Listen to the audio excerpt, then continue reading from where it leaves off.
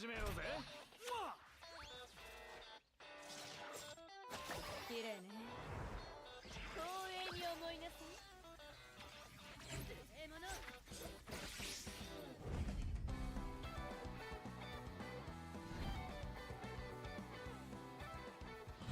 スタイルもムーブも完璧。本番行くぜ。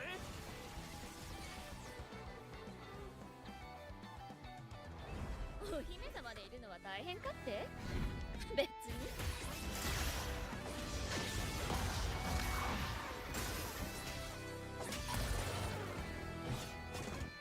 狙いの正確さが傷の深さと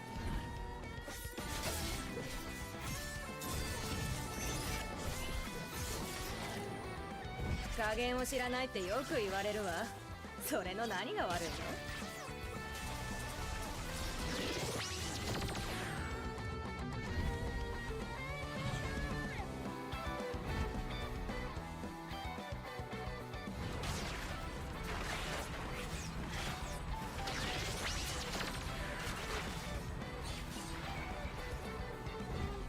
私と踊るなら死を覚悟して。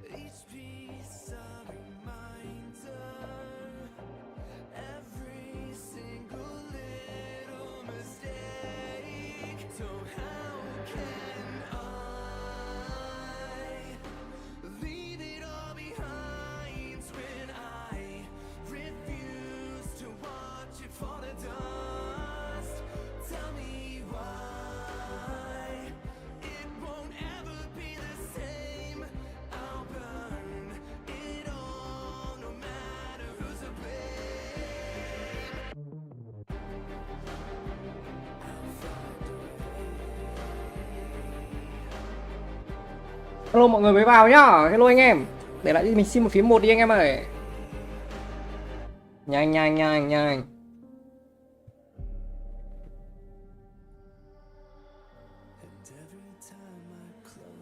Chào tất cả mọi người mới vào nhá. Hello anh em nhá.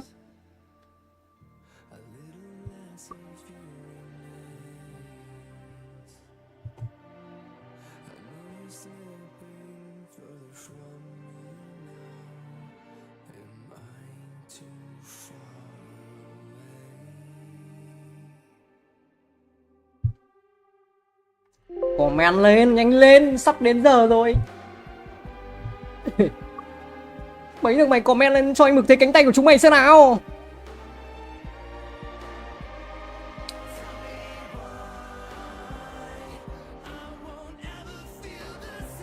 Nhạc hay nhở. Nhạc nghe cuốn đấy. Để tôi mở max volume lên xem nào. Nhạc cuốn hay đấy.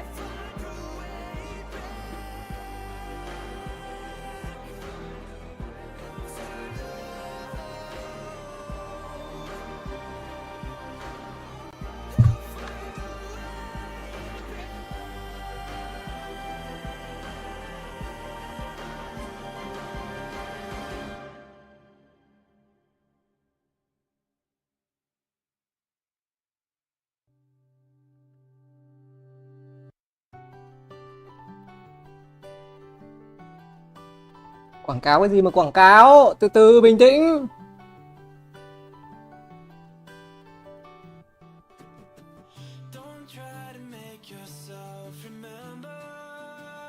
Một phút nữa chúng ta sẽ đến với cặp trận đấu đầu tiên giữa CFO và HLE. Là bình luận viên anh Mực. Mặc dù bình luận không hay nhưng mà bình luận Trung Vi thì bình luận cũng gọi là có tí hiểu biết đấy.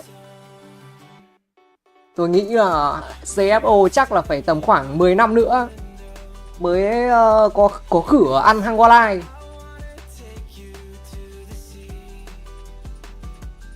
Anh em dự đoán đây này, dự đoán kèo tỷ số các kiểu xem nào. Anh Mực hiểu biết là ôi giời ấy, phải hiểu biết chứ. Để tôi đi check thử xem kèo. Tôi đi check kèo xem nào. Quên tôi lấy cái link game mà.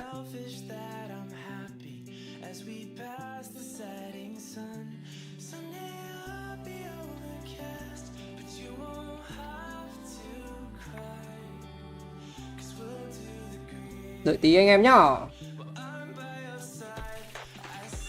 Cắt giải và bật cam gì em? Ơ kìa. Cắt giải mà bật cam hỏi chốc.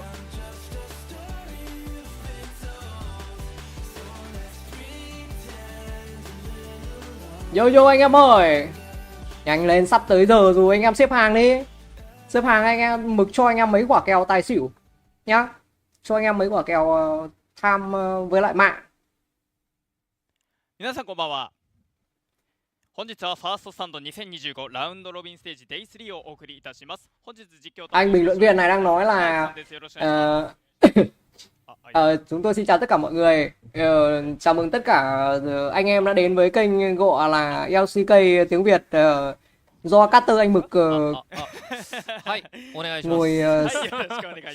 Ủa này là kênh tiếng Nhật má hả? Không nha, không nha. Kênh này kênh tiếng Việt. Chỉ là nguồn là ở bên Hàn thôi. なるほど。ということですけれども、ここまで2日間ご覧になっていかがですか、あいつさん。やっぱりチャンピオンのそのなんでしょう。À đúng rồi, kênh này bên Nhật đúng rồi đấy. Để tôi kiếm kênh bên thôi được rồi, anh nghe kênh bên Nhật cũng được.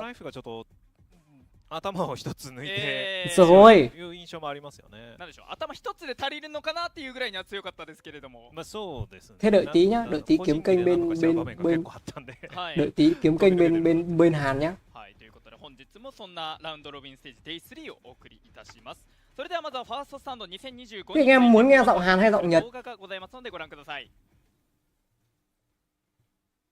Yeah, and when you bring up Jungle Champ Pool as well, right, we talk about Fearless, we want to see what's going to change. Obviously not just Fearless, also the removal of lane swaps and also a brand new patch, and that has left room for some old priority picks to finally start making it through pick and yeah, ban. the biggest differences that we see now compared to any of the domestic splits is specifically the fact that Kalista and Skarner are actually getting through. And for Skarner, makes a ton of sense because he did get nerfed. Ok chưa? Even though he still looks really good. Mày thích đâu nhảy cho anh em luôn nhưng có gì đâu. Put on Vi, where teams are like, okay, Skarner got nerfed, Vi has been a Anh em thích thì tôi nhảy cho anh em luôn. But I think leaving Ok chưa? Skarner open and then picking Vi has not worked out because it's just so hard to try and dive into that champion. Yeah, I also think it's really cool how people have been playing around Kalista. Both times it's been let through. You know, Red Side hasn't banned it out. They've laid a trap with Varus and been able to actually beat it. So both games it came through, it did lose. And I think that's really cool to giới thiệu làm gì vào game lẹ đi. Cứ 8 phút giới thiệu cái này chết tở. And remove one of these must bans from Red Side, you free yourself up for the rest of the series. Yeah, we're just going to have to see how the meta evolves these next few days and what is going to change as we get closer to best of fives. But look, I'm not gonna, the F in first stand, it stands for fun. So we're going to, we're going to goof around a little bit. We've got a panel of incredible experts here. The fun stand. And last night, Laura and I put our brains together and tried to make you some of the greatest PowerPoints that you will regret presenting. But despite that, I want you to present them with all your heart anyway. You've never seen them. You have no idea what we're throwing at you. But I'm sure you'll do fine. You're going to do great. So, Isaiah, what do you got for us? Can't do worse than K-Corp. What are you presenting today? Well, why LEC Finals convinced me K-Corp will win it all. When they played against Caps, you have to remember that Caps is one of the greatest players of all time. And if you've beaten Caps, you know that you're even better. I know what you're worried about, and it's not what you think. Calm down. Take a deep breath. It's really nothing to concern about. And the thing that a lot of you are worried about is kind of like, what does it mean? What is this name? You know, where does it come from? Can NA beat the fraud allegations? And the answer is a resounding yes. TL, having beat them, we can see Kalista versus Young. Mọi người để lại cho mình xin một phím comment coi. Matchups here that we've already seen. Get Nhanh ready đi. for the science. I am ready. I don't know Xin một about you comment thôi guys. anh em ơi. Xem thử xem anh em điểm danh thế nào. We can see that Kalista is over here at about 18. Jan, well, he's practically almost dead at this point. There's a lot of years between them, a lot of years to gain some experience for Kalista that he can take away. And if you think about it, you get experience from every loss you have, and Kalista is getting a lot of experience here at First Stand. And as I always say, people who know me know that I always say, I always say this, si Leo nen vu pas, ils ne vont pas dans mon équipe. Exactly. Wow, it's profound. Yeah, there you go. That's what I always say. And you have to again remember, with how good this guy is, he beat them. Vladdy beat Caps. Therefore, TES, no chance at all. I mean, it was easy for him. And jungle support, Vi and Rel, okay, we've got CFO, we've got HLE. We have 3 teams, and that equals the gold medal. Not sure how these calculations came together, but it does make sense if you take a moment and really internalize on it. The morale of this story here is that Kaliste will save you. You know, you just have to believe. Take a moment and bring Kaliste into your heart, and he can bring you to the promised land. He'll save EU. Merci. And let's be honest, EU does need some saving. So Kaliste, let's get to work. And some mercy. To be completely honest with you, thank Vâng, you, chúng Isaac, ta for sẽ đến với 5 phút insight bốc phét into what's của going các on bình with luận viên. KC and why you were excited without watching any of First Stand thus far. Chronicler, what do you have for us? That's a very good question. Hanwha Life, is it just doomed? Is there just no shot that this team is going to win? Because many people think that Hanwha Life are the tournament favorites, and guess what? Those people? Wrong. Allow me to explain. Because based on the gameplay you've seen so far, this makes no sense, right? They are the LCK Cup champions, won many a Game 5, also reigning LCK champions, by the way, that they got, and they upgraded with Zeus. And he's been incredible thus far. 4 of these players, however, are incredible, and I'm kind of wondering now what's going to happen as we're going to investigate from right to left. Lives up to his name because he's a delight. Very straightforward. Love this dude. He's really carried EDG. That is definitely true. That's hard to do. That's 100%. That's Yeah, tough. you know, EDG. That's impressive. That's an org that's really struggled. That would make sense too. Zeka carried Deft. Deft himself would have never won a world championship if it wasn't this Renowned guy. is not a good player. Peanut fans Halemus did not gut because they have nothing else good to say about this guy. Oh, what's that last Doesn't one? really. How did he know? I also don't know. Zeus, especially in Comic Sans, is extra damning, right? More like, because this guy, is he really good? Is he not just overhyped? Was this really a good pickup? They can't believe he is still playing for us. You know, this is the guy that would just lock in TF all the time and lose his previous team games. Sorry, everyone, you're wrong. There's only a single player that can save Hanwha Life. Is it and Barrel? Guess what? Who do you think it is? Me. I really believe this, okay? Really, really do. I know that with Doran, they were able to win the LCK. Let's compare. I have never lost an international tournament. I have never lost a 3-6-9. I have lifted the World Trophy allegedly once when nobody was watching and later got in big trouble for it. I'm a known rule breaker and I cost the LCK every week. Both of us are incredibly skilled players because Zeus has lost games. You know, the solution is clear. Zeus is a fraud. That guy is not good. Get me in, coach. I'm telling you, there's no way this will backfire. The end. Okay, Mal, we wanted to spare you a little bit since my we put you God. especially on the spot. Isaac was going to flame Casey anyway. It was a little bit easier. Just gave him some tools to do it. So why don't you take I a chance? appreciate that. Just clear stop here.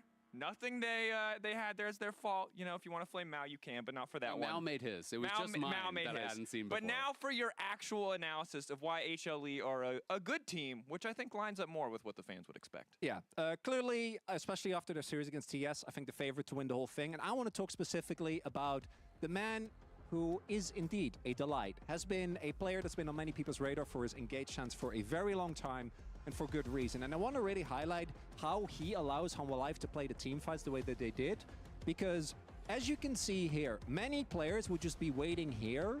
Đây là trận hôm qua này. Trận hôm qua này, con bò không phải. The main goal for TES, as you can see, is for them to get on top of Viper. Viper is the main target. So Cream is already moving in, as is 369. But because Delight knew, he doesn't need to stand guard here. Hôm đánh với lại ấy chứ nhỉ? As we roll the clip, 369 very clearly Trận hôm looking kia chứ. by the way, does the same. Cái này trận hôm kia anh em ạ. And then he gets the knock up. Viper gets away, has his trample stacking up. 369 has to E out, and this cannon getting on the backline is the only way he's going to get any value in this fight. Viper is completely safe, by the way, because Cream, even though he does get through, will be almost dead by the time he actually arrives. Peanut starts the fight. Delight gets the trample auto, immediate exhaust, and just to get close to Viper, 369 had to flash. And that's all because of Delight's marking, and then the fight is already looking good. Ends it with the flash W. And this isn't even in the top 3 of like most impressive plays that I've seen from Delight. His Alistar incredible, but it shows why Hanwha Life 2 games in a row. Cái trận này hôm qua tôi cắt này, hôm kia tôi cắt này anh em này. Hanwha Combat top Esport kiểu không có một tí vị gì luôn anh em ạ. Lucky Love với cả là Grip đồ các kiểu không đỡ được. Hanwha Life của LCK nó mạnh sẵn rồi. They're calling the match for HLE with a 77.9% of the vote. So far, the fans have not gotten a single prediction correct. 0% thus far, so we're hoping with K-Corp no longer an option in our daily fan prediction that the fans, can snag a win. And hopefully this is a good chance, but K-Corp will play later today. We'll hope for the best for them as an EU pundit. I'm always wishing them the best, but for now, it's time to flip the game. CFO versus HLE. First stand, day... First... Time to flip the game. CFO versus HLE. First CFO và Hanwha Life Esport. Chúng ta hãy đến với trận đấu của gọi là mấy thằng em Hanwha và mấy thằng em CFO. Game đầu tiên sẽ báo cho anh em kèo xỉu dưới 30 phút đồng hồ anh em ơi. Nhá. Giúp mực. Game đầu tiên tất tay vào xỉu giúp mực. Tổng thời gian trận đấu dưới 30 phút nhá.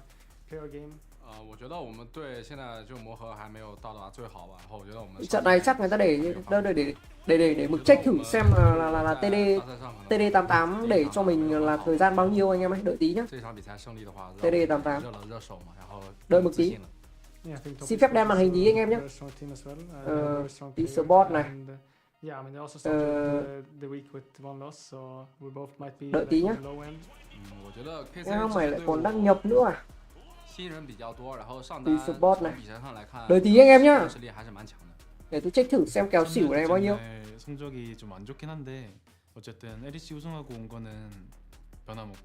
Hanwha Life với lại Fully of Style à? Ván thứ 1 này. 일단은 LCK에서 사실 저희가 모든 다전제를 옷가고로 치열하게 올라온 만큼 chờ tí nhá. 쓸 수도 있고 사실 다른 팀들도 너무 잘한다고 생각하고 대회 초반에는 저희가 좀 강팀들을 상대로 이기기 좀 힘든 시기라고 생각을 했었는데 我觉得非常开心吧，因为毕竟是我第一次参加国际赛，然后首战就能取得胜利，我觉得是一个非常难忘的经验吧。我觉得会让大家知道 LCP 可能不是一个那么弱的赛区，我们是一个非常有竞争力的赛区，会让大家重新认识我们吧。 생각보다 많이 강하고 충분히 강팀들을 상대로 이길 수 있는 팀이라는 거를 점점 느껴가지고 CFO를 많이 만나보지는 못했지만 되게 봤을 때 되게 다양한 전략을 좀 사용하는 걸로 알고 있어서 这支队伍应该是这是那个第一阶段那个挑战赛最强的队伍，对，就跟他们打的话，就觉得不求输赢吧，就希望能把游戏内容做好，也是能跟宙斯打嘛，所以蛮期待打起来的画面会长怎么样。 저희 팀이 어떤 위기를 맞아도 결국에는 우승할 수 있는 팀이라고 믿기 때문에 꼭 우승할 수 있도록 하겠습니다. 正常来讲应该会压力很大，因为就觉得这队伍很强。但因为我看了很多书嘛，那个内容都是如何不要有压力，所以说实话跟他们打之后，我的想法都很乐观，就是麦克你小心一点，我会一直去下路杀你。 오랜만에 만나서도 그렇고 상대 팀에 있는 게 그렇게 익숙지 않아서 그런데 준자 이번에도 내가 이길게. 麦克选手，感谢你在EDG的时候教了我很多，但我们这次会击败你。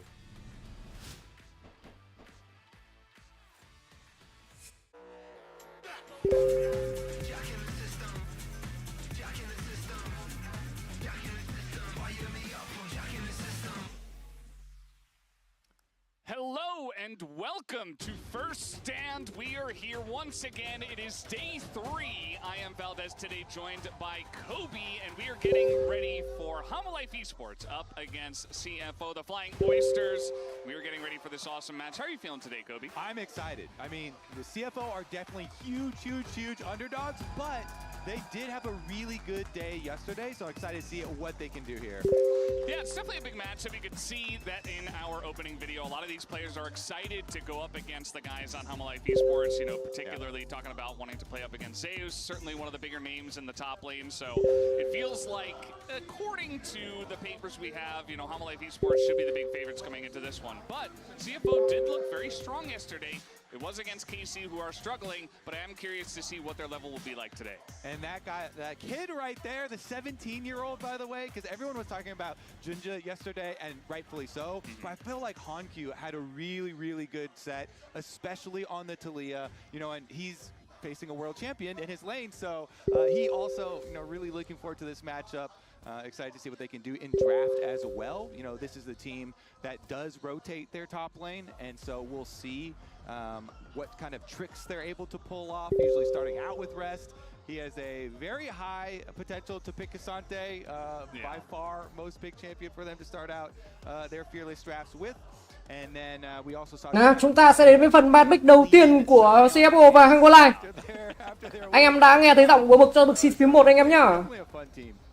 Yeah, no, it's a really fun team to watch, and I think that going into that match against KC, we weren't 100% sure who was going to take it. Were KC going to step up to the plate? Were CFO going to be a strong team? And I feel like because CFO did win, it makes this matchup just that much more exciting, because it actually does feel like, especially because Life Esports kind of did beat down on top esports, that they're such huge favorites at this time. We're looking for someone to try to step up to this team. So will it be CFO?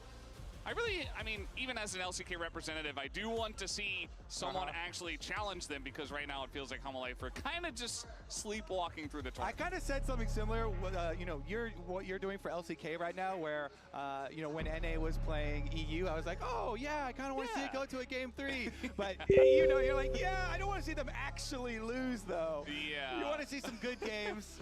HLE though, like you're saying, obviously extremely strong start, and they were already coming in as tournament favorites. Yeah, they definitely were, and you know, one thing for Life Esports, I have seen them lose a lot. They have gone to a lot of Game 5s as we are moving into our Champion Select, powered by Omen HyperX. And getting ready for this first game, the Skarner ban on the blue side from the side of Life Esports, and the Zyra targeting out Junji out right away. This guy was a monster when he played in that match against KC. Yeah, and I know Chronicler would even be happy that, because Peanut can also not pick the Zyra now. He is not a big fan of Peanut on the Zyra. CFO đã ban cho mình con Kalista. Phía bên này thì Hangolai ban cho mình là Skarner và Ziza, Leona. Vậy khả năng cao top sẽ là một con tướng mở. Yeah, absolutely. The Leona going to be banned away here, so even Kaiwing getting a look, as the Leona was quite good. I am curious about what this final ban will be. You see that the Kalista did get banned out, even though it is not having a ton of success. But yeah, there's that Maokai you were talking about. Yeah, I had my eyes, you know, on the junglers specifically for this one. Peanut has been such a good engage for this team.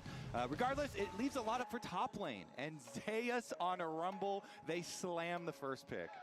Yeah, the Rumble's really strong. It gets banned on red side in a decent amount of regions as well, so the fact that it just gets slammed down here, it's going to have a good matchup into the Cassante if it does get locked in here by Rest, which he might just do it anyway because it is Cassante after all. The Vi also very much ready and available, so we'll see if Jinja does want to pick that up.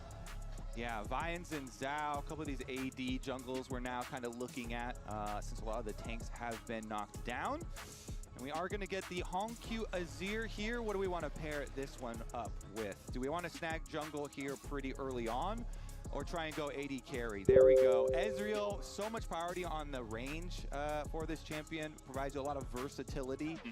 So a lot of teams highly prioritizing these two carries. Because these are the two carries that are highly mobile. And if you're staring at a Rumble, you already want to be mobile with your carries so you can get off the Rumble ultimate. And immediately HLE, the Vi you mentioned, they want to keep those carries in place, lock them down. And my goodness, we get the Zeka Yone, so it's definitely going to be scary for all parties involved. Absolutely. I mean, when you look at this draft, this is a Half-Life Esports God tier draft. But the thing is, I don't think it does very well into what CFO have already, right? It's very hardcore dive, full committal into two mobile carries, like you were saying, and they can just draft more passivity, more disconnection on the side of CFO, more disengage. They're going to go for the Wukong for some ability to create some more space for their carries. Okay, Jinja is a Jinja favorite here, one of those carry jungle champs. So we'll see if he can get done on the Wukong. Wukong, obviously, you know, trying to get to the level 6 at a little bit slower. Personally, I'm very scared since Yone's already like a good kill champion. Rumble đi top à?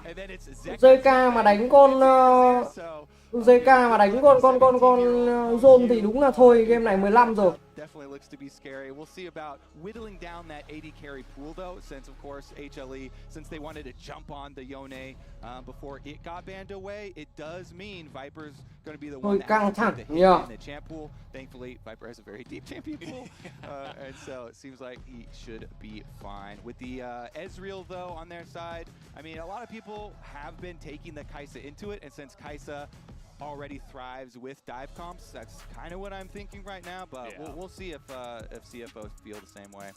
Yeah, I think it's definitely a good shout. I do like the fact that without lane swaps, we've been seeing a lot more 2v2 kind of, you know, early ganks in the bottom lane, trying to get your bottom lanes ahead and really focusing on 2v2 matchups specifically. And the Kai'Sa doesn't necessarily do amazingly in that, but they're still going to take it away because it's so good with the comp, and that's definitely a good shout there, Kobe, as Ornn also banned away here from Rest. Nice, you know, they could recognize that CFO are just trying to build a really standard team comp, and so they want to take out some of those extra tools there. So not going to have that very easy to execute engage. We're going to go with here instead. I mean, Ezreal is such a flexible AD carry because you can pair it with like Karma and go double, you know, poke on bottom lane, or you can go for the engage supports. And usually Kaiwing likes engage, but that Karma that I mentioned is going to be the go-to. So have some strong poke early on. Yeah, I mean, we've definitely been seeing Kaiwing playing a lot of melee engage. That has been the meta for quite a while, but this duo, this 2v2 with the Ezreal Karma is so very strong, especially with a bunch of bans, especially towards that Varus that could have done a decent job into this. So very curious to see what Viper and Delight will respond with here, as they got to do something that can survive in the 2v2, but also does well with the comp as the Ashe. Vậy bây giờ sẽ là con gì đi top đây? Wukong thì chắc chắn là đi rừng rồi. Wukong đi rừng. Wukong mà Asia kết hợp thì ngon. Let's see, Delight definitely going to look for some more engage here since they are, you know, pretty heavy with it. Ashe Arrow going to be able to set up so much for this team. I feel like HLE are just going to slam it forward. Yeah, they actually get Delight's Recon. Yeah. That was still up. Wow. So much was available for Delight here. Thằng còn lại pick đội hình mở combat siêu đỉnh luôn anh em ơi. Thôi pick đội hình này thì game này 15 phút rồi.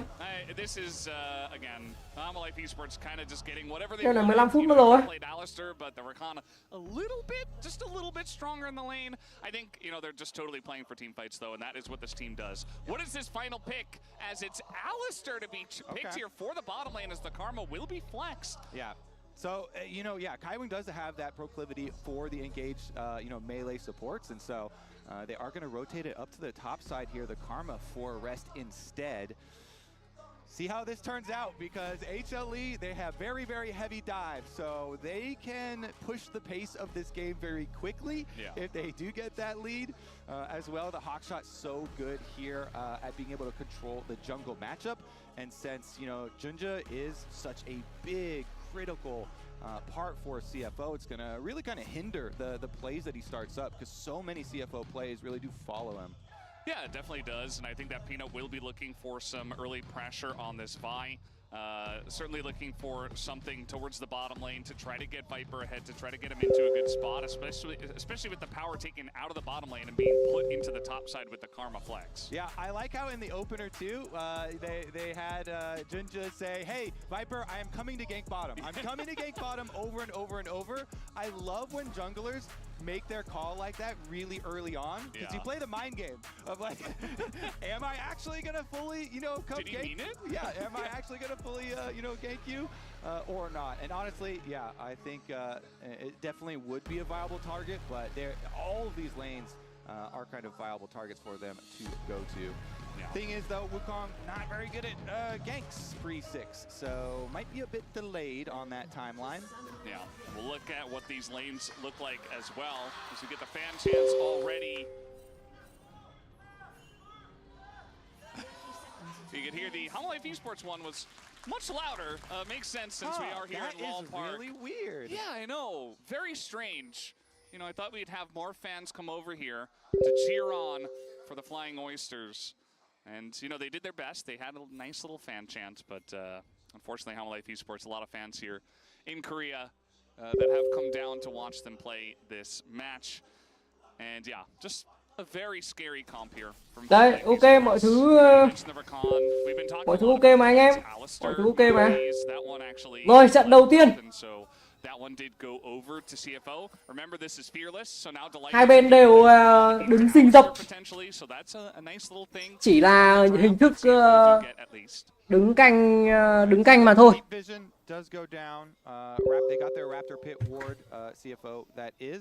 As well as Zeka getting kind of the mirror there. So both of them going to know, presumably, junglers starting on their blue quadrants. And that means that Junja actually won't be early ganking bottom. Contrary to what he said in the video of the opener, he is Dưới bot này thì he has crafted a fabrication. Genius. Doggo is taking a bit of harassment. wow, con hạt diêu trong tay của Dongo đánh rất là ok nha. Viper anh ta cũng đang trả đam rất là khét, nhưng Dongo nói anh ta quy còn khét hơn. Thật không thể tin được một con hạt diêu trong tay Dongo nó có thể quy trúng liên tục vào đầu D-Line. Phía trên top thì Ready với cả là rớt. Regardless, though, I'm very curious here because Peanut started his wolves, fully does his blue quadrant, and he's going to be the one that is heading bottom. So we'll see like how extreme this trading gets onto the bottom side of the map. Lượng máu quá thấp đến từ vị trí của Viper và D-Line. Liệu rằng không có áp lực gì đầu game đâu anh em ạ. Bên này JK thì liên tục ép lên hông quy.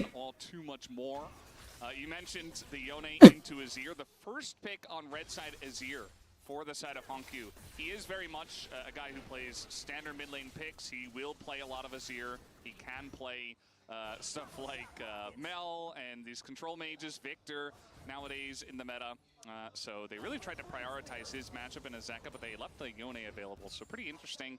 We'll see if it works out for him. Phía trên này ZD với rớt thì vẫn đang chill thôi. Hai bên đã farm, lượng farm của hai bên khá là đều nhau.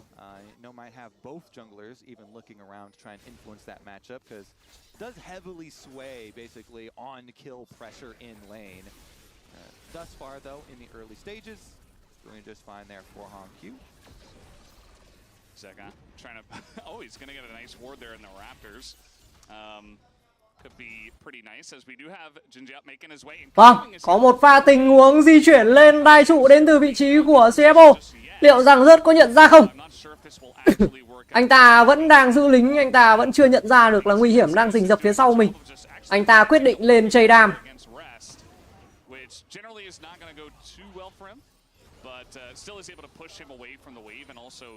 Rồi lính đã vào. Và chắc chắn thì rớt phải bỏ mạng mà thôi. Xem anh ta xử lý như nào. Anh ta flash chạy. Anh ta flash, anh ta cò quay, anh ta câu kéo.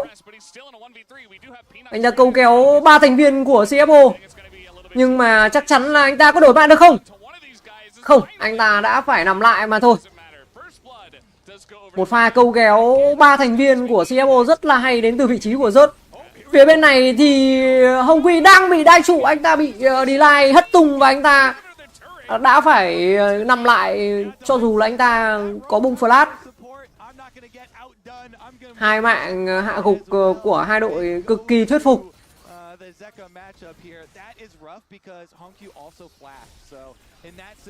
Hơi rườm rà một chút nhưng mà thấy là rất là lời.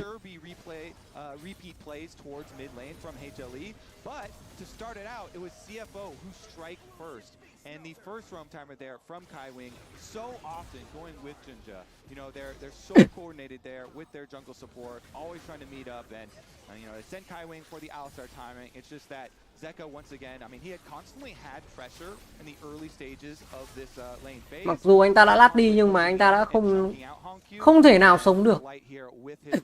Was able to make good on it, and they have since, you know, recalled Viper and sent up to the other side. So the later stage lane swap here for HLE after.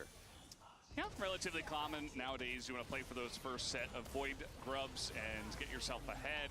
Đã có một tình huống swap lane đến từ vị trí của rớt. Phía bên này Hồng Quy đều đã bị chây liên tục. Anh ta mất nửa cây máu. Nhưng mà anh ta đã có thể thoát về được. Peanut đã khởi động cho mình 3 con sâu đầu tiên.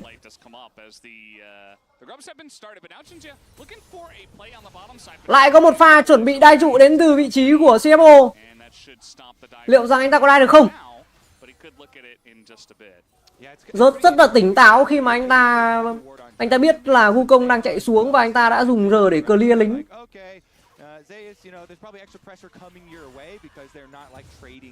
Và cuối cùng thì anh ta đã TP quay trở lại top.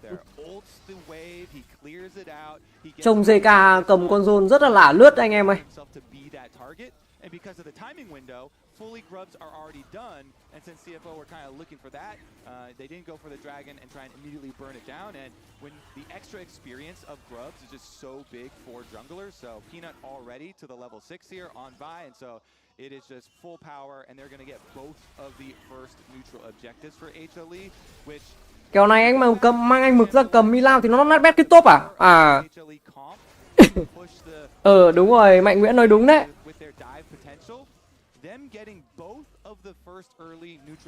Anh nhận định kèo này đi gì đi anh à? Chưa, anh Mực vẫn chưa thuộc hết skill em ạ. Anh vẫn đang là một gọi là caster gà mờ thôi. Anh chủ yếu là bình luận cho vui vui thôi em ạ. Thì anh có biết được là chiêu cuối của Ace là cái gì ta? Cái gì tiễn tiễn nhỉ? Đại băng tiễn.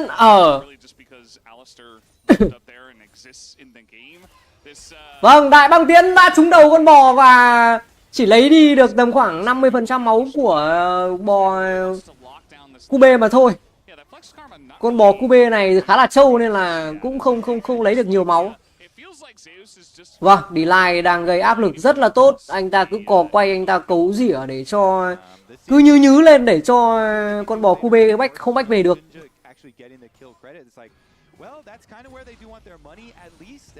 Lượng farm thì đang có một chút chênh lệch rồi. We'll keep our eyes on that one for them, but as you said as well, the bottom lane of Viper opts to just use his first arrow for lane dominance and health trade. But Peanut's up top side and there's the arrow. Phía trên top này có một pha bắt bớ người đến từ vị trí của Peanut. Anh ta bốc thành công các ma và cuối cùng Red đã phải nằm lại. Phía bên này thì Wukong đang cố gắng chạy nhưng mà liệu anh ta có chạy được không? Gồng quy lên, anh ta đấm. Chắc chắn là anh ta chạy được. Nhưng mà anh ta một hit cuối cùng thì anh ta đã phải nằm lại. Peanut đã flash qua tường và chạy được. Một pha xử lý quá hay của Peanut, nhưng mà vâng, đó là out trình hoàn toàn đến từ Hangwalai anh em ạ. Wow, Jun đã phải nằm rồi anh em ơi. Jun đánh con ngu công khá là hay nhưng mà rất đáng tiếc. Một pha hất của con gà Asia và cuối cùng thì chịu rồi. Một pha hất là quá đẹp nhưng mà không thể cứu được.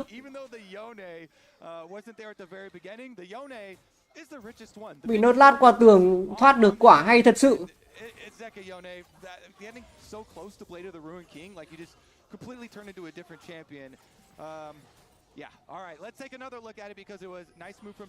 Đây chúng ta xem lại replay. Peanut bốc bớ Red lên và cuối cùng Jun lên cover và không kịp. Anh ta phải dùng giờ để anh ta chạy. Vâng, cái R2 của anh ta đâu? Cái R2 của anh ta vẫn hất tung được hai người cùng một lúc, nhưng mà anh ta lát chậm quá. Peanut đào thoát còn khi còn tầm khoảng hơn 100 máu. JK đã có mặt kịp thời để hỗ trợ đồng đội. Mọi thứ diễn ra đang cực kỳ tuyệt vời đối với Hangwalai. Hangwalai nói CFO này chỉ gọi là một đội tuyển, chỉ là một đội tuyển gọi là có tí trình đâu anh, chứ cũng không có nhiều. Vâng, lại một pha bò Cube đi lang thang và anh ta lại mất nửa cây máu. Con bò Cube này phía trên này rớt đang khe lửa, anh ta sấy liên tục vào đầu Red. Liệu rằng rớt có nằm lại không? Thảm lửa đã được giải ra và cuối cùng Red nằm xuống. Ui, một pha cover kịp thời đến từ vị trí của Peanut và Dongo anh ta vẫn phải nằm lại luôn. Và đó là hai mạng hạ gục cho Viper. Một mạng hạ gục cho Viper và một mạng cho rớt. Liên tục là những tình huống đánh nhau liên tục. Game này chắc là khả năng cao là kèo tài 27.5 kill của anh em ạ.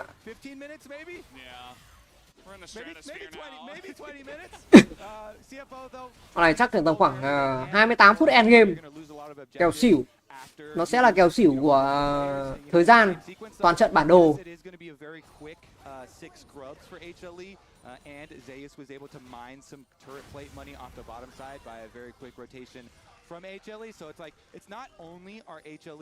Mấy anh em đang xem có thể cho tôi xin phím 1 để tôi điểm danh được không anh em ơi?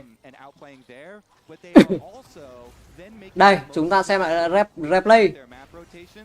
Dongo chạy lên top, anh ta bắn R nhưng mà rớt quá trâu.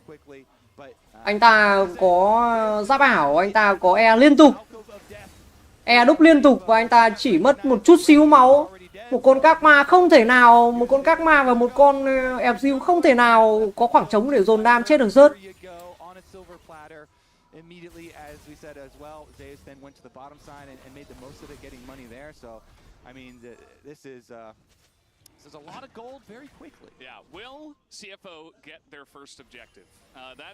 Hangwalai nó đánh cho CFO dậy không nổi à? Đúng rồi.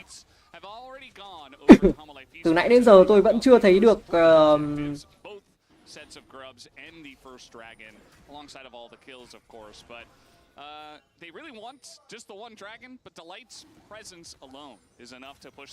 Red mà đi rớt.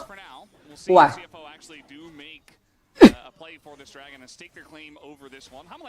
Tôi vẫn chưa thấy được con bò Cube này làm được cái gì cho team. Nào, một pha đại băng tiến. Mở combat. Peanut bay vào, anh ta bốc ai lên đây? Vâng, anh ta bốc Jun lên và cuối cùng Jun đã phải nằm lại. Con rồng nguyên tố tiếp theo, con rồng thứ 3, con rồng thứ 2 đã phải lọt vào túi của Hangwalai. Vâng, Hồng Quỳ chạy xuống nhưng mà anh ta cũng phải nằm lại mà thôi. JK đang chém, anh ta quỳ và cuối cùng thì Red lại nằm xuống. Làm sao mà có thể pick con Karma đi top được nhỉ? Không thể nào mà pick một con Karma đi top với lại một tay gọi là top lane đỉnh cao nhất của thế giới như thế là rớt được. Rồi, game này 15 là FF là chắc chắn rồi. over to CFO. 15 giúp mực. Game này 15 giúp mực. At the very beginning of the game onto Zeus. So they have something on the scoreboard, but the map will quickly fall into HLE hands here as Peanut counter jungles. Liên tục là những tình huống cover đồng đội đến từ vị trí của Hang Walleye. Một pha R mở không đẹp cho lắm nhưng mà Peanut đã bốc vào người của Jun. Và cuối cùng thì Jun đã phải bỏ mạng lại khi mà không có ai cover được anh ta. Và tiếp theo đấy là Hồng Quy thì anh ta không có đường về. Anh ta đang cố gắng, anh ta hất về được một người nhưng mà cuối cùng thì anh ta vẫn phải nằm lại mà thôi. Red ra cover, loằng quăng và cuối cùng cũng nằm lại luôn. Một con rồng mất cả rồng lẫn 3 mạng. CFO đang đi vào ngõ cụt. Phía trên này con bò Cube lại đi loằng quăng để cắm mắt. Kiểu gì con bò Cube này cũng bị úp cho coi, cũng bị làm thịt cho coi.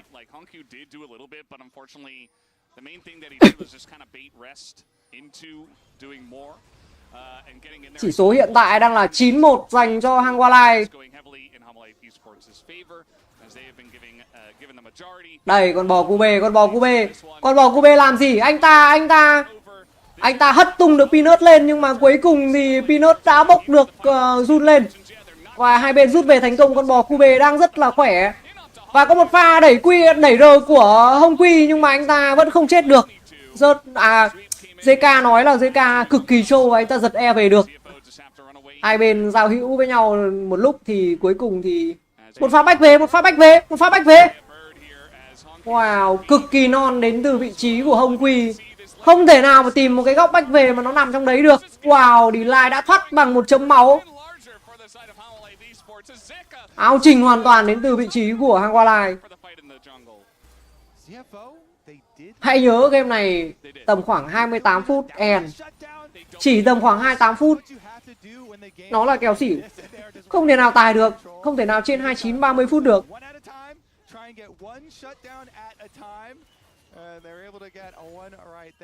Hang Walleye mà đối đầu với lại các đội tuyển chung thì khả năng cao là cũng không có đội nào mà kiểu làm gì được anh em ạ. Mấy đội LBL cũng hơi khó.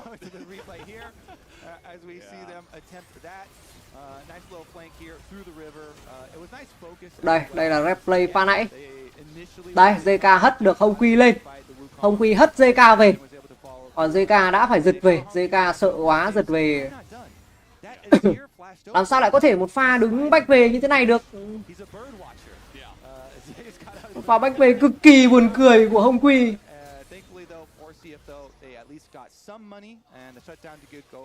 Phía bên này Hồng Quy đang bị chém liên tục. Anh ta chắc chắn phải nằm lại mà thôi. Wow, JK không cần phải R à? JK có R không? Hồi nãy tôi không nhìn kịp anh em ạ. Hình như là có R đúng không? JK cầm con zone quá là kinh khủng. Chém liên tục vào đầu.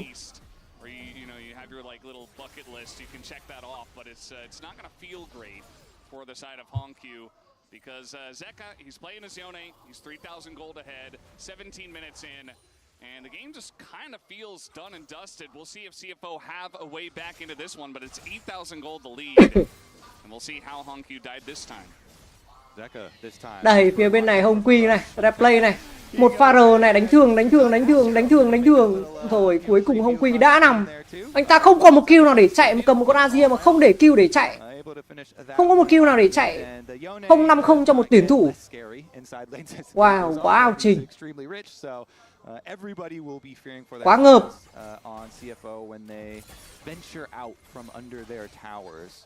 HLE again, as we said, just have so much engaged that they're kind of built to push these games so quickly and farm kills. But Kaiwing wants to go back to the snap. You see Zeka actually tried to Q3 over the wall there. Kaiwing is going to headbutt him back into the Cyclone, but that's just a dead Wukong instead. Cái gì đấy nhở? JK đang 1-4 ư? Wow. Một pha xử lý của JK cực kỳ đỉnh nhưng mà cuối cùng anh ta đã không thể nào mà dãy dụa được trước 3 thành viên của CFO.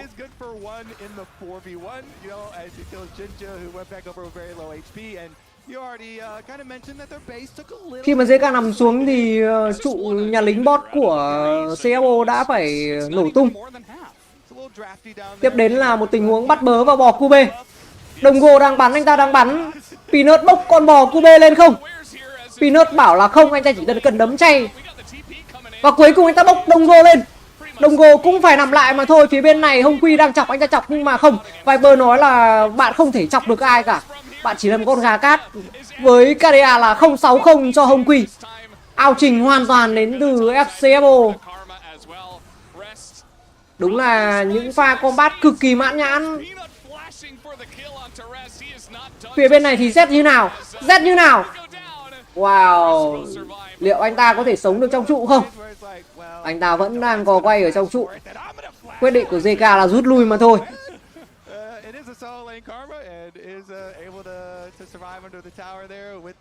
Tại sao lại không phải là một con các ma tanh mà lại là một con các ma AP nhỉ?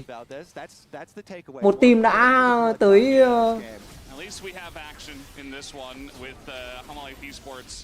really upping the pace. You can see they try to take out Zeka, and they do eventually get him, but not without some blood. There were honey fruit in the river, but he decided to go. Rất không có tầm nhìn của Wukong của Jun, mà anh ta lướt E ra, anh ta chém như thật.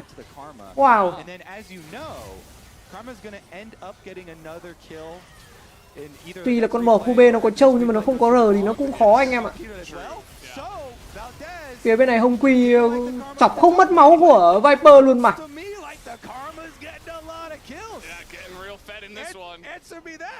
Anh ta dựng mấy con gà cát lên mà không mất máu luôn mà.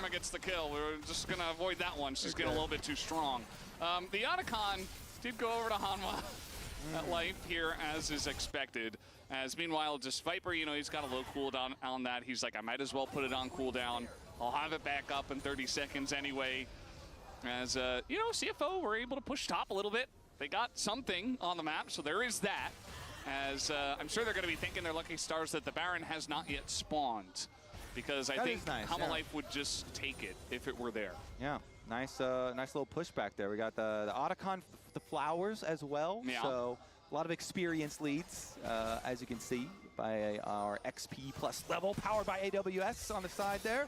They're also going to have a lot of extra damage from those flowers. So let's see what they can do with that damage. First step, take over the jungle behind Baron as we prep the rift. I love how CFO are not backing down from anything. Kaiwing's like, you want to go? Let's fight, buddy. As meanwhile, 3 people are going to get một pha R 3 người của JK nhưng mà anh ta đã không đủ đam, anh ta đã sợ quá, anh ta rút về rồi. Một pha R 3 quá đẹp. Nhưng mà chỉ là những tình huống gọi là lấy đi máu của đối phương mà thôi.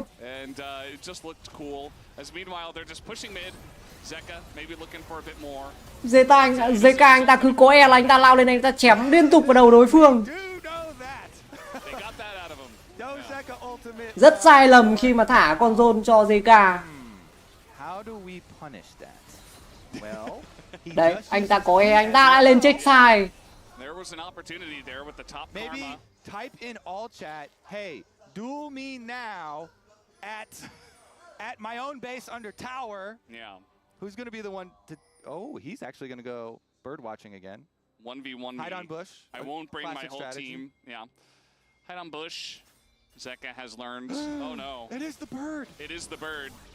And, you know, the One ultimate cooldown is pretty low. Zeka might not even... Vâng, Hồng Quy đã phải đồng hồ. Anh ta đồng hồ lại. Cuối cùng JK đang bị... Phía bên này... Kai đang xuống bắt JK nhưng mà không. Rớt vào Viper phía sau, ngay phía sau để cover. Đại băng tiễn được bắn ra, con bò Cube đã bị dính. Phía bên này D-Light đang lao vào, anh ta mê hoặc được một người, anh ta mê hoặc được 2 người. Và cuối cùng thì Jun cũng phải để lại mạng mà thôi. Và đây là một pha R con bò Cube. JK cực kỳ mạnh, rớt flash lên, lấy cho mình mạng hạ gục của Red. Và đây là một tình huống endgame trước phút thứ 25 luôn. Không được 28 phút đồng hồ luôn. Ao trình thì hủy diệt hoàn toàn đến từ vị trí của Hang Walai. Tôi không thể tin được một game nó diễn ra chóng vánh như vậy. Hai đội tuyển này cực kỳ chênh lệch về trình độ.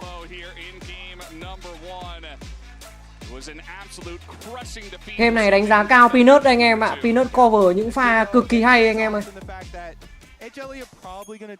Rồi chúng ta sẽ đến với tầm khoảng 5 phút nghỉ giải lao.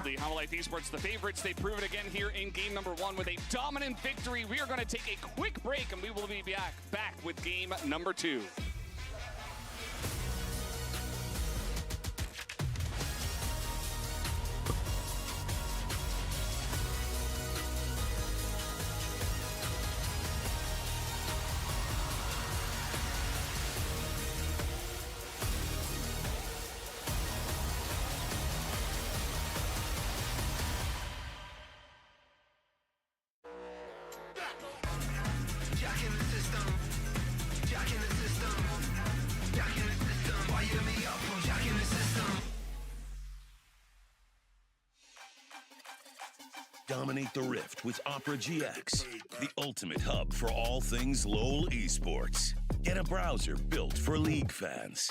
With a custom UI, exclusive themes, and seamless LoL esports tournament integration.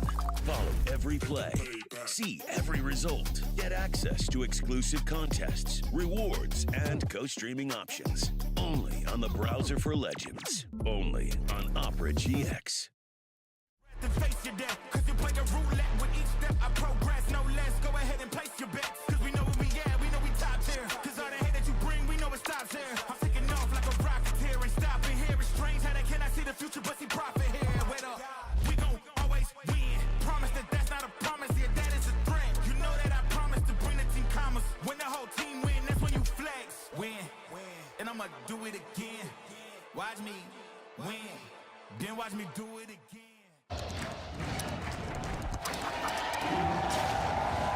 Red Bull gives you wings.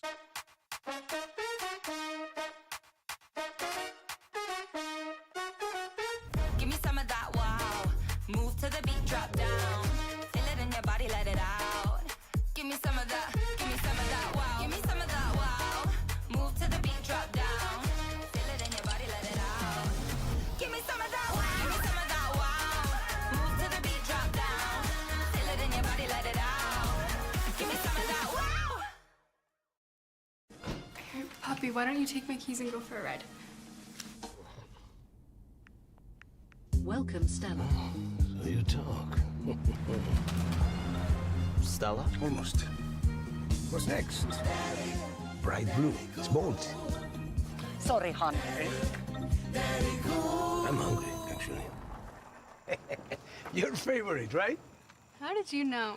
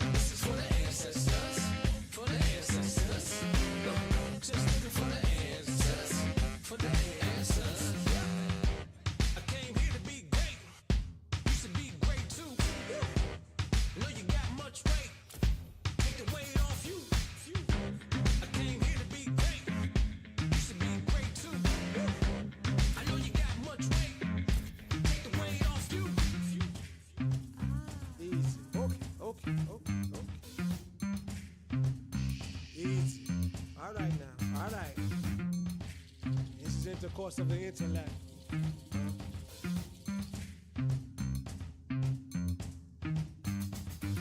Soul, spirit, liberate.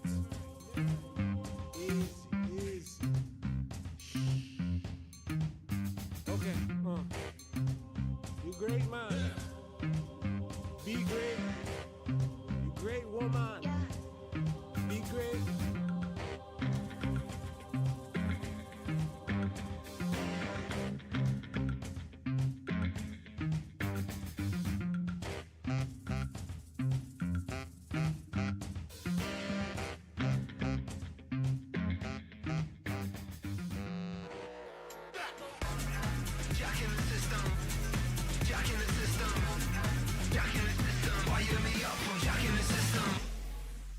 Maybe trying to look for a 2v2, but Junja is already so low. Hankyu gonna push them over the wall. Peanut is quite low himself, but the last hit, he is gonna take down. Almost dead as Peanut and Viper are here. And they're even gonna use the cease and desist into Doggo as there's nowhere for him to go. They hand over the kill to Viper. We got the TP coming in. Doggo is just pretty much dead beat in this one. Dies to the Mai as meanwhile Viper's kiting it out against two. It just gets worse from here as even Seka is adding insult to injury. They didn't need Zeus this time. Welcome back to First Stand 2025. Thank you. You're welcome, Isaac. Where HLE is coming off of a decisive win. There's not a strong enough word in the English language for how decisive that was. Decisive is the closest we can get.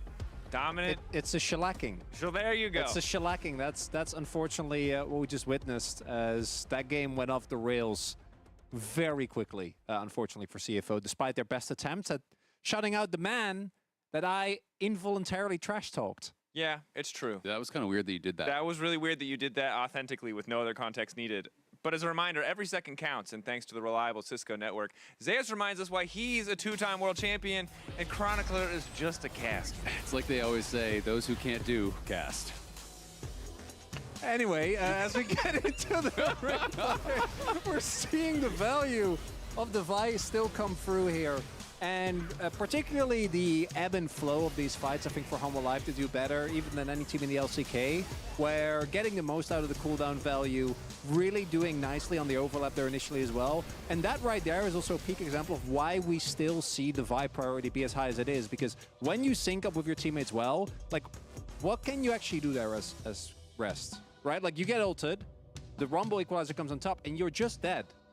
Did you notice that? Not only is he flaming Zeus earlier, now he's flaming all the other Vi players. Yeah. If only you play well, then the just... Vi is good. He agreed. You're not even... Are you guys... Do you guys feel like this is a personal attack that says more about you than about me? No, it definitely says more about it. Me, at least, very least. It does... All claims of good Vi performances are a personal attack, or at very least an attack on EU. But Zeus, it wasn't just one play. Look, it was an entire... Like, the entire game was a highlight reel for HLE, but Zeus kind of stood above, and we saw this across just about every single fight. He was always making this Rumble pick work, despite laning into this Karma. Yeah, absolutely. I mean, I think he withstood the early game very, very well. The first couple levels are always going to be the most difficult, and he is just making them look silly. So many sidesteps here. The rest of his team comes in. They're even able to donate the kill over to Viper, and that skirmish there truly felt like the beginning of the end. And this is also something that Humble Life actually had to adjust to, because Peanut had played with Doran together for so long, and we kind of saw the inverse as well, funnily enough, at T1, is that playing towards Zeus, they went for an early lane swap as well, not obviously from the beginning, but to take him out of that Karma matchup for a little bit. Not that he was struggling too much, but that Karma really did feel, because we actually love the Ezra Karma. Yeah. And then they swapped away from it. It's like when you try to go one step too far and trying to outmind your opponent. Yeah, I feel like they got a little bit too clever, because you took what would have been a pretty heavily winning 2v2 away from, you know, Doggo, who's been kind of their wing con for a lot of the year, I feel like. So, you know, Junja had been attacking bot lane a lot. You get this winning 2v2. Maybe you can dominate through that. That felt like a good thought process. And then I think they got hyper-focused on, oh, but this is so clever. We can move the Karma top. This is, you know, a traditional lane counter to the Rumble. We'll dominate there. And, you know, it'll just kind of work out from that spot. But he never even really got much of a CS advantage. And it felt like by level 6, it was Zeus that was already winning the trades, and they were dead even in farm. And I think Hayden, our stats guy, said it best. It's like, you can cook whatever you want against the HLE God comp, but it's still HLE playing their God comp. Experience is something we brought up earlier today. They got a lot of experience in this composition. It's a tough it's tough to adjust to this. It's tough to be able to match up with that. Clearly, it wasn't enough. They got cute. They got clever. We look ahead towards game 2. CFO on blue side. See how they can adapt. And for sure, Peanut is a guy that I have my eye on in game 2 because the Vi diff was real. And this is including the game that Kanavi, was it 10-0-7 or something like that? Yeah, and this is still the average. And for me, obviously part of it is it's Peanut. He is an exceptional jungler, has been running the LCK really for a good amount of time, has always been contesting for, well, obviously a lot of titles, but even... When the Vi does more damage than the Ezreal, you know the game went well. Yes, but particularly Humble Life, and they were doing this from the beginning as well, I think are still very clearly respecting the Skarner, and that for me is the big difference. As we saw in the draft earlier as well, that Skarner ban means that they can prioritize that Vi. I think Humble Life have already shown that if that Skarner is open, they probably wouldn't have picked that themselves, instead preferring the counter matchup. And Vi in the right situations with the right combos, and in this case both Equalizer and Yone allow that, it's just so hard to play into once it gets rolling. Look, game 1 was a slaughter. We're hoping for mental reset for CFO. They get blue side. Generally, people are still on the same page that blue side is at least looking a little bit stronger. What adaptations do you make? Is it just forget game 1 happened, adapt to game 2? What would you guys like to see more of? I mean, it's always really hard, in these situations, because HLE is so heavily favored that most things you do are just not going to look good because they are so hard to play against. That being said, I always prioritize in situations like this when you're the underdog. Go towards extreme comfort, just try to get scrappy and see if you can get some early kills and help that, snowballs you into a win. For me, as you're saying, there's so much you have to try and fix. I don't think tunnel too much on trying to put Zeus down because experience has learned that it doesn't really work. Instead, go to comfort and try to play towards your own strengths as opposed to trying to take out Humble Life because there's so many players on this team that can take over games. Certainly feels like the case. When in doubt, comfort is king. Will CFO manage to turn it around? Let's send it to the casters for the call. Maybe they should put in Mao. Thank you guys for that breakdown. It wasn't a very nice game to break down. It was a lot of beatdown from one side. There wasn't a lot of strategy involved because one side had a giant hammer and the other side just kind of fell over and died. You need to do some censoring when you break stuff down like that. Yeah. I just hope game 2's a little bit closer. Like, I know How Life Esports is good. They're great. But that was not a real game of League of Legends. That was just so one-sided. You know what? I hope it's more extreme. Oh, no. I hope we get a new fastest record. How about that? I want to see the world burn. Let's get a pre-14 minutes in there. How about that? It's either one way or the other, right? It's crazy hard to do with the way that the changes they've made to the game now. Yeah. with the way that objectives are basically built up so that it is way harder to do these super fast endings to games now, which would make it more impressive. So go 6 grubs, grab the Rift Herald, and end the game. Well, they did that. They did that in the last game as well. Yeah, they did beat Baron Spawn. They beat Baron Spawn. Yeah, they did. That's it was definitely like, what was it, like 24 minutes? Yeah. Well, the Skarner's going to be respected again. They don't have blue side this time, and they don't have to, neither side has to worry about the Vi as the deskers were talking about there. Yeah. But still a good ban on red side to go for. And we should talk about, again, the CFO strategy that they have been doing where they rotate rest and driver. So driver in now, and this is usually what they do is they start with rest and they go to driver, and driver has played a lot of Sion, Gragas, and Jax as kind of the main ones. And yesterday, we saw a Sion. He was doing the Sion dance afterwards as well. And so he's going to get his try at Zeus this time around. Let's see what we do go to. So much more chúng ta focus towards bot side. Đến với phần ban bích. With the Varus also being right back up there. Interesting that the Zyra as well remains banned, so yeah, no changes there from HLE. Yeah, it's very LCK to just always ban Skarner Kalista. Even with the Skarner nerfs, they're like, nope, we still got to ban this, and then you got that one extra ban and they just throw it at Jinja and his Zyra, which I think is a good call. The first pick Corki here for the side of Chúng ta cùng CFO. đến với phần ban bích nào. 2 here in Fearless Draft, so there's still a lot of top level selections available for both sides. So the Corki wasn't really on my radar for the first pick, but it does. Rồi Red đã được thay người, The Driver đã vào. So at least they've got that. The Driver đã thay cho Red.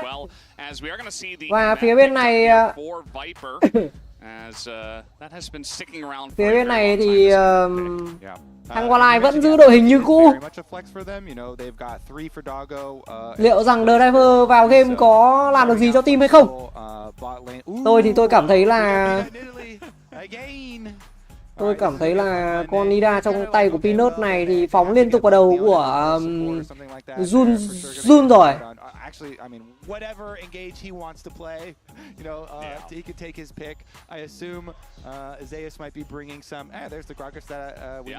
Tôi nghĩ Junji kiểu này khó luôn đấy. Tầm này Jun đang run rồi đấy anh em ạ. Khi mà thấy Peanut pick con Nida rồi. Hồng Quy thì game nãy khá là out mid. Nhưng mà liệu rằng anh ta cầm con Cocky đi mid này, liệu anh ta có làm được gì hay không? Nếu như mà game này anh ta cầm Cocky đi mid thì vâng, The Driver sẽ cầm con Gragas lên top. Phía bên này rớt thì hôm bữa cũng có đi một kèo với lại Gragas. Đúng rồi, có đi một kèo với Gragas rồi. Anh ta pick con để tôi nhớ thử xem hôm bữa anh ta pick con gì nhỉ? Anh ta pick con rắc. Anh ta pick con rắc đi với Gragas. Liệu rằng có một kèo rắc đi với Gragas hay không? Hôm bữa hình như anh ta đánh con Achok thì phải. Anh ta đánh con Achok đi với con Gragas. Và tôi cũng có thấy là anh ta cầm một con rắc đi với con Gragas. Thế thì bây giờ không biết như nào. Theo mọi người nghĩ thì ra sao đây?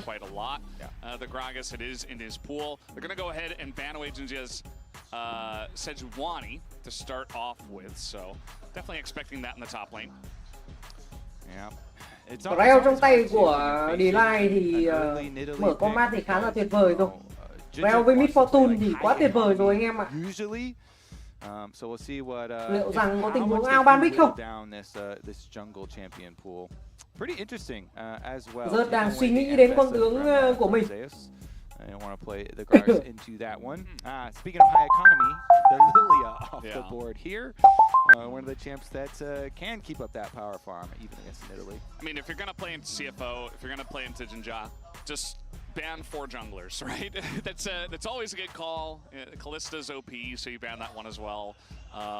Just ban them out as much as you possibly can, and you're going to be feeling pretty good about your process in the draft regardless. The final ban here is Zeka's Akali.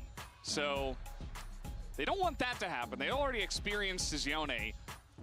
Does he just pick Sylas here? He's like, well, you can't ban Sylas, so I can pick that instead. Yeah, we'll see what he's feeling. I mean, assuming they'll save his pick for last year, maybe go Zeus since they assume. Oh, what? Vladimir, nice. Wait. Vladimir. Really? Yeah. Vladimir đã pick được pick cho JK anh em ơi. Vladimir này có thể đi top và cũng có thể đi mid anh em nhé. Vladimir to get really big without a lot of problems, and like that's just devastating. Then you're just gonna have such a big AOE AP threat into this team. This is gonna be a fun one. It is AP as you mentioned, so we have to almost definitely have a AD pick for the mid lane, assuming this Vlad is going top, which I think at this point, 90% chance of that happening. You can just pool the cask if you're ever in any danger, and as you mentioned, your range, you just get kind of a free lane into this Gragas. Unless, a gank comes up there very early. We are going to have the Talia coming out here for the side of Honkyu. So that Corki is, at this point, what it looks like in this draft, should be going into the bottom lane. But let's see how they round out as the Kindred is going to be the final for Jinja. Yeah. Vâng, Kindred đã được pick đi rừng. Phía bên này thì còn một con tướng top hoặc mid thôi. Let's see what they can do. Honestly, Zeka, now what you got for us? Oh, really? Yeah. Yes! Oh my god! It's happening! Yes! Wow! Những con bài tủ của JK như này thì khó luôn. Nếu mà Z trong tay JK thì That seems pretty good into Toledo. Hỏng rồi. He's got excellent execution pressure. Kết quả đội hình này thì hỏng người rồi. CFO kiểu này chắc game này 15 phút rồi. Into Kindred because you can force the Kindred ult without putting yourself in danger because you just shadow back and then you can finish off the Kindred. So like the Zed, especially as you said, because Zed has a good lane versus Talia here. So if the Zed gets fed, then it's just like the Kindred's always worried for its life, for getting popped here. And I expect Zeka to pop off on it, but this is hype. This is honestly, after that first game, this is what we want. We needed this. We needed to up the tempo somehow. We get a Vladimir and a Zed pick. Very nice. We weren't going to take a step down from game one. We were only going to ratchet it up real quick. And I don't know what this really means, but without Jinjarner in this game. It's Jinja's Garner. They will deny it once again, 2 games in a row. Man. You know, this says go until the end, and you're going to definitely win if you are Life Esports. And that is the way it has been. They go to game 5s, and they just win. And they win game 1s as well. They just win a lot, don't they? So, the buffs that were given to Zed on 25 5 patch was base damage increase, a big old whopping 5. I mean, for the that's, Shadow Slash, but also it's the AD ratio. The AD ratio is the big part. There you go. 15% more AD ratio here, up to 80%. So the Shadow Slashes will hit harder. They definitely will, and it's into a good comp as well. As the Life Esports fans are out in force, and you know what else got buffed recently? Is Electrocute. Yes, So it did. You know, and he's actually going Conqueror. He's not playing It was that. a good bet though. When you said it, I was like, you know what? Let's see, you know, because that would really lend into the one pops. But he is going the Conqueror here. So I'm actually just so hyped for this. And you know Wow, what? đang có một pha xâm lăng đến từ vị trí của Driver. In solo queue, then you get to try. Anh ta hình như anh ta cộng cho mình cái quy thì phải. Phía bên này thì một tình huống di chuyển đã bị đọc. It seems pretty good, right? On this patch, you were mentioning, you know, the buffs that did come in. It's +5 damage at every rank, and it just feels like his laning should be stronger. His execution power should be stronger. He goes Conqueror here instead, expecting, you know, some of these fights to go longer, not necessarily going for the one-tap capability. Một pha này quy tốt đến từ vị trí của Hồng Quy, nhưng anh ta đã hụt một con lính rồi. Hồng Quy đang rất là run. Rồi né quy được không? Pha quy thứ hai ta không né được. Look for some kills, some explosive plays. I'm also very Vâng, curious to game see 2 này with Nidalee into Kindred matchup here. Kèo tài là 28.5. Tài Q là 28.5, tôi nghĩ là không, chắc không đến 28 mạng đâu. Kèo xỉu 29 phút. Tôi nghĩ là kèo xỉu dưới 29 phút thì được. Vâng, đã có một pha flash đến từ vị trí của Hồng Quy. Vâng, lần đầu tiên mang thiêu đốt trong giải. Yeah, ignite for flash. Best trade every day of the week. Plus he's gonna have the force him back, so những spell cực kỳ rất khó thấy khi mà trong một giải đấu lớn như thế này. They both go for the recalls though. Honkyu actually, they both canceled them. Okay, so Honkyu canceled his first. Then Zeka's like, all right, fine, I cancel mine too. Yeah. That's the thing about laning into Zed, especially if you take a big chunk early, is you only start off with the Hồng Quy đã phải về rồi, anh ta. And Zed's got the shield, so he does. He's got anh ta đã bị phá. CK nói là anh không thể về được. Lượng máu đã cân bằng, nhưng mà rất tiếc là Hồng Quy đã bị mất cho mình cái lát. Phía bên này thì Junji đang cố gắng clear cho mình những con đá nhỏ nhất có thể. Scuttle Crabs, after the first Scuttle Crabs, maybe looking towards mid, or maybe even a little bit before, because with both of them canceling their recalls. Trông con Z của JK rất là khó chịu. Hồng Quy muốn farm rồi cũng khó nữa. Liên tục là những pha rình rập và gọi là phải chủ động né EQ của Z. Một pha trùng phạt sâu thành công đến từ vị trí của Peanut. Nhưng mà anh ta có phải bỏ lại mạng không? Anh ta flash qua tường nhưng mà cuối cùng anh ta vẫn phải bỏ lại mạng. JK flash lên và kết liễu mạng của Junji. Phía bên này Hồng Quy đã hết mana rồi. Anh ta hết mana và liệu anh ta có làm gì được không? Anh ta vẫn có khoảng trống để anh ta quỳ, vẫn đủ quỳ. Và đó là pha solo kill lấy được 2 bùa từ Hồng Quy. Một pha cực kỳ hay đến từ vị trí của Hồng Quy. JK đã đánh giá quá thấp con bài Talisa của Hồng Quy rồi. Anh ta đã phải vác con bài tủ vào trong danh rồi. Và trong gọi là giải đấu rồi.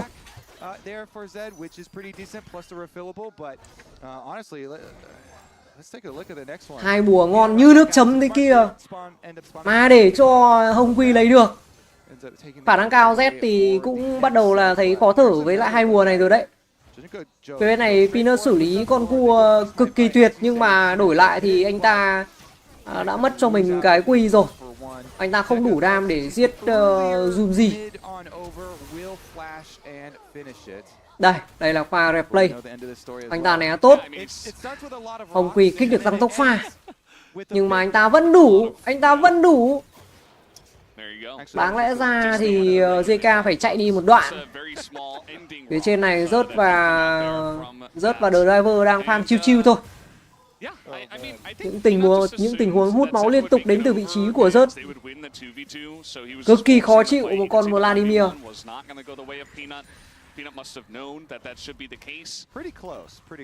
Vâng, anh ta lên anh ta giữ lính. And take a look at the top lane here, where Zeus is actually ahead on gold at the moment. Not too surprising, as the Vlad, the range champion, just doing a good job sustaining and getting those last hits with his Q. Khi mà Hồng Quy cầm được 2 bùa trên người thì anh ta nói là anh ta không sợ con Z là gì.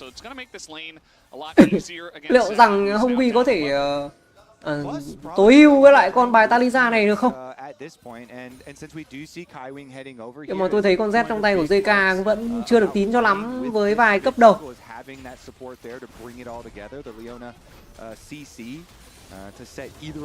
Rồi, level 6 đã có đến từ JK.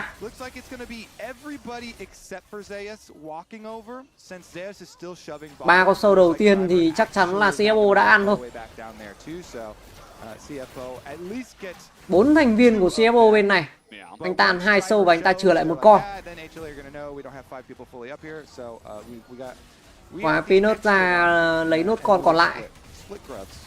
Phía bên này thì Viper đang mới level 5 thôi, chưa đủ level 6 để có thể có được bão đạn. Nào, có một pha solo kill của JK hay không? Có, anh ta dồn đam rất là mạnh. Và cuối cùng thì Hồng Quy đã phải nằm lại. Anh ta tiếc cái lát. Nhưng mà cuối cùng JK canh đam cực kỳ hay. Mà kể cả anh ta có lát thì JK cũng vẫn giết được thôi. Mấy thanh niên mà cầm Z mà đi mid thì mấy con pháp sư thì chỉ có sợ thôi.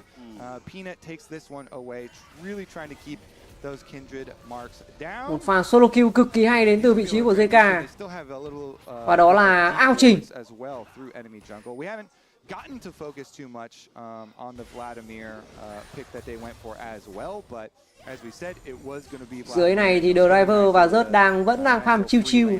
And really the scary part is going to be later on after Zeus has farmed up and joins with the team, and then you've got Z đã mang cho mình được một cái búa chiến và một cái cuốc chim. Đúng không ta? But it is still going to be very scary for them. So Peanut immediately on over to the dragon as well and keep those ones rolling. Anh ta đang muốn lên cái món gì đầu tiên đây? Tôi nhìn đồ này tôi không biết là lên món gì đầu tiên nhỉ? Búa chiến với cuốc chim là lên món gì đầu tiên anh em? Nguyệt đao à? Đúng không? Chắc khả năng cao là Nguyệt đao rồi.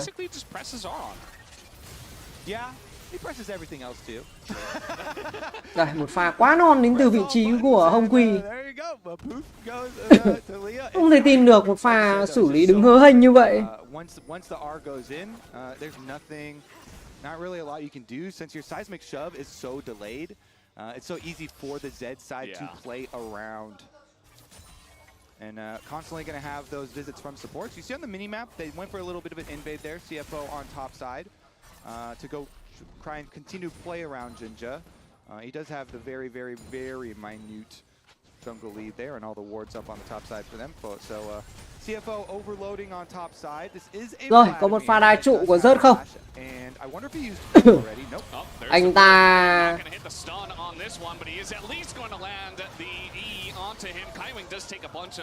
Rớt đã phải nằm lại sau một pha 3 thành viên của CFO lên bao vây anh ta. Mất cả lát lẫn mất hết mọi thứ.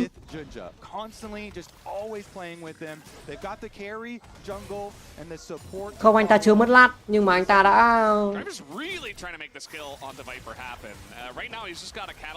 đáng lẽ ra anh ta phải rời trước rồi sau đó anh ta lát đi rồi sau anh ta mới lặn xuống mới W.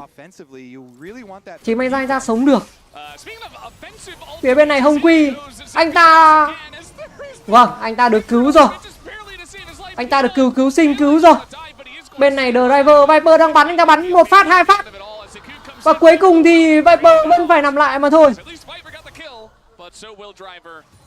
Nhưng mà đó là do trụ bắn anh em ạ. Viper nằm lại do mấy con cờ đẹp cắn.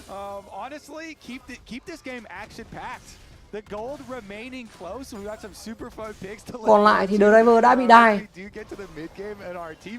Đây, xem lại, chúng ta xem lại replay. Phát hiện tầm nhìn đến từ vị trí của Jun rồi. Anh ta lặn xuống nhưng mà anh ta vẫn phải nằm lại. CC cứng của Leona nó trông vào mặt như thế kia thì khó. Phía dưới này thì Peanut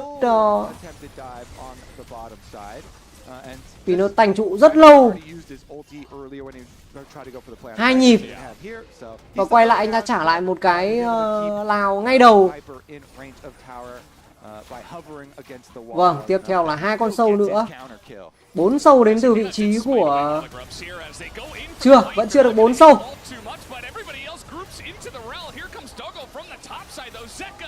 Phía bên này JK anh ta đang bay vào, còn 1 chấm máu.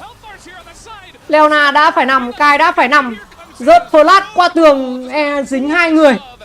Hồng Quy, liệu Hồng Quy có bị mất máu không? Hồng Quy có nằm không? Không. Rồi JK EQ qua tường và đã hụt mất Quy rồi. Đồng Go lướt lên, anh ta bắn nhưng mà anh ta không đủ đam. Một pha R đến từ vị trí của JK, anh ta sốc đam chết không? Anh ta sốc chết được Hồng Quy và quay cuối cùng thì Đồng Go cũng phải nằm lại mà thôi. Một pha xử lý cực kỳ hay đến từ vị trí của JK.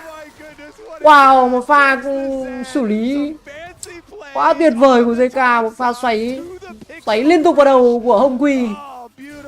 Cảm giác như thể là Hồng Quy này nó cứ bị ao trình hoàn toàn anh em ạ.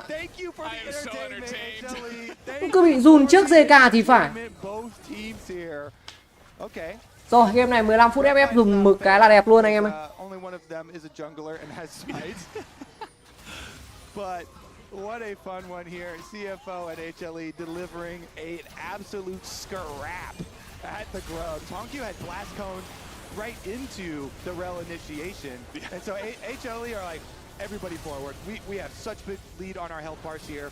Kaiwing, though, he locked up Peanut and gone solo. And Doggo was the one with the big health bar here trying to chase everyone down. He pushed Peanut out and then got his kill onto Delight. And he wanted to come, you know, kind of save the game here. So looks for it onto Peanut. Đây. Đây. And then just came off cooldown. Goes over here, able to snap back, finish off Honkyu, and Peanut with his heal too, gets the shutdown. Wait, I think we missed something, Kobe. There's a Gragas in the top lane. Meanwhile, there is a phía dưới này thì Lai đang bị đai trụ. 4 thành viên của CFO và anh ta bật cứu sinh lên thành công. Dùm gì đã thoát ra thành công. Set thì vẫn đang có R.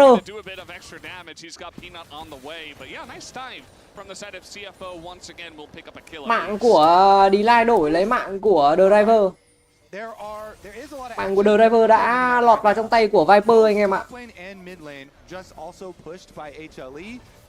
Phía bên này Viper vẫn đang có thời gian, có khoảng trống rất là nhiều để farm. Both of the lanes on the other side of the map pushed as well while taking the objective. So Dragon picked up, or will be picked up here by Peanut, and HLE also still retaining control of the map. Yeah, they certainly are doing just that. This Mountain Drake going to go the way of HLE, so that is going to be their second Drake of the game, you can see. We'll see what the soul is after this replay. Just channeling in, Delight wants to try to field for Zeka and survive against the dive. Yeah, little shadow play over there for Zeka, so even though Delight does go down, Kindred ultimate is used here by Jinja because of the tower, and then trying to force them away, but everybody was looking at the mini-map there. And this is the adventures of Driver. Yeah, he is driving a little bit off course here. I don't believe this is part of the original obstacle course that you generally have to drive on. So, yeah, getting zoned away from the turret and his own lane by Vlad. Still hype though, I would say, with them getting the kill on the bottom side. It's just like they showed 4 people bottom for the bottom dive. Yeah. And he goes deep for the lane proxy play, like basically right as or a little bit afterwards. Yeah, we have the MasterCard lane economy snapshot showing just how far ahead HLE Esports is in every role except the support role, where Kaiwing is ahead by 100 gold. So it's still close. You know, they have leads on the side of HLE Esports. Really the issue, I think, for CFO is that they're playing up against a Vlad and just really insane team fighting. And if they get behind, they might just get bowled over again. I want to see if they can focus on a bit more of their like secure team fights, but currently the map's still so spread out. They're constantly getting pressured in these side lanes. You have really good split pushers on the side of HLE. With the game that Zeka has right now, both of the all the solo laners getting their level 11, so looking very dangerous there with Zed and Vladimir split pushing, and then everybody else for HLE grouping up to use their grub power here on the mid lane turret and try and get their pressure done there. Yeah, a little bit of back and forth in the river, but it didn't look like HLE Esports wanted to stick around in that one. Yeah.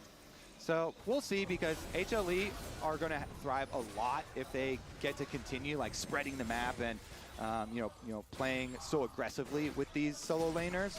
But maybe CFO can try and pull together, a 5-person play. They do have Talia ultimate and the teleport kind of soon coming up for Honkyu. Looks like he's going to run his way or surf his way up the river to make this attempted play. Of course, Zeus does have his teleport, so Vladimir could also join. Yeah, it looks like he might just do that. Here's the wall, there's the TP, and a very nice engage comes in from Delight once again, but the Kindred ult is there to try to save them. They're all invulnerable. The follow-up comes in from the Vlad, though, as Zeus gets the big kill on that backline. We do see Zeus just running in their backline, getting so much down, and điều gì vừa xảy ra vậy? Tôi nhìn không kịp anh em ơi. quite going to be able to get it down. He just pops away on the Mega Blast Cone, and Driver is all alone here. Ta hãy bình luận ở pha đẹp play nhé. Although he is kind of kiting him out here, kind of playing with the Gragas a little bit. Gonna eat a Q though, and does Nào, chúng ta hãy nhìn lại pha đẹp play này. Secured, and this first turret should go the way of HLE as well. Yeah, even though it was like it didn't look like devastating for CFO with them only basically being -1 kills there. Also losing that mid turret is really tranh chấp thú giả. Once these outer towers go away, like the safety goes away. Một pha băng vào của Beeline và cuối cùng thì Dunji đã phải bật cứu sinh lên. Nhưng mà anh ta vẫn phải nằm lại mà thôi. Cái bên này Kai bị rớt. It's really hard for CFO to recover from that initiation. Rất là khó cho CFO. Imagine if they didn't have Kindred. Like how these team fights would play out is that they both would have just died instead if it was any other jungler. Yeah. So they got to keep their eyes on Delight, of course. So the Rel is going to bring it all together and be the spark that actually ignites that big fight for HLE. So we'll see. Yeah. As they move over, Dragon could have spawned pretty soon, so we might get another show shortly here as they move in for Vision fighting first. Yeah, Chemtech Soul gonna feel pretty good for the side of HLE Esports, honestly, with a Vlad and a Nidalee and a bunch of big shields, even the Bloodthirster, right? It's gonna feel great for them as Viper. Yeah. is being pressured a little bit. A lot of them actually, a lot of bit as he is going to flash the cask and just kind of get away from it all. Only a couple of, I think 3 ults were used Một there. pha bắt bớ 4 thành viên nhưng mà không bắt được Viper anh em ạ. Viper thanh tẩy và anh ta flash qua tường để đào thoát. Xử lý đẳng cấp đến từ vị trí của Viper. Now both teams want to fight over this dragon. Yeah, and like what are we going to do about this Vladimir? Because Zeus, as we mentioned in Champ Select, is going to be a really big. Phía bên này có driver có chạy được không? Anh ta đang cố gắng chạy nhưng mà rớt đang càn vào. Cứu sinh chưa được bật ra. Con sứ giả được thả để ăn con rồng nguyên tố tiếp theo, rồng thứ 3 cho hang Walleye. You know, the Gragas doesn't really do much against the Vlad. He just kind of Vâng, con rồng nguyên tố này thì chắc chắn là hang Walleye bỏ túi rồi. Vẫn có pha tranh chấp, liệu anh ta Junji có trừng phạt được không? Anh ta nói là anh ta trừng phạt nhưng mà trừng phạt hụt rồi. Phía bên này thì Driver đang bị rớt hút máu liên tục. Anh ta đang cố gắng, anh ta bật rờ lên, anh ta quy và cuối cùng thì Driver anh ta vẫn sống được sau một pha flash chạy đi. Phía bên này thì Kai đang phải nằm lại, đang bị delay bay vào. Vâng, bão đạn được thả ra, cứu sinh được bật lên. Nhưng JK nói là không, kể cả anh cứu sinh nhưng mà tôi vẫn giết được anh. Vâng, lượng đam không đủ đến từ vị trí của Z. 1 chấm máu cho Junji. Anh ta rất là run pha đấy rồi. Một pha cực kỳ run đến từ vị trí của CFO Junji. Winner thì tranh thủ cướp cho mình con bùa red.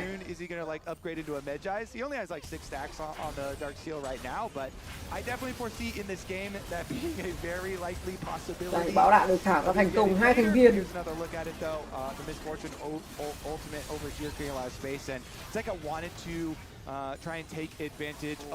Rất xui khi mà thiếu một chút xíu đam nữa. JK đang múa con bài Z này cũng gọi là tương đối tàn. Cũng không quá là vượt trội. Yeah, just run away from him whenever you see the scary vampire. Or go right to this face. I mean, this is the thing. Phía bên này Driver anh ta có giết được Walleye không? Vâng, một pha flash và cuối cùng Junji anh ta phải flash bỏ chạy.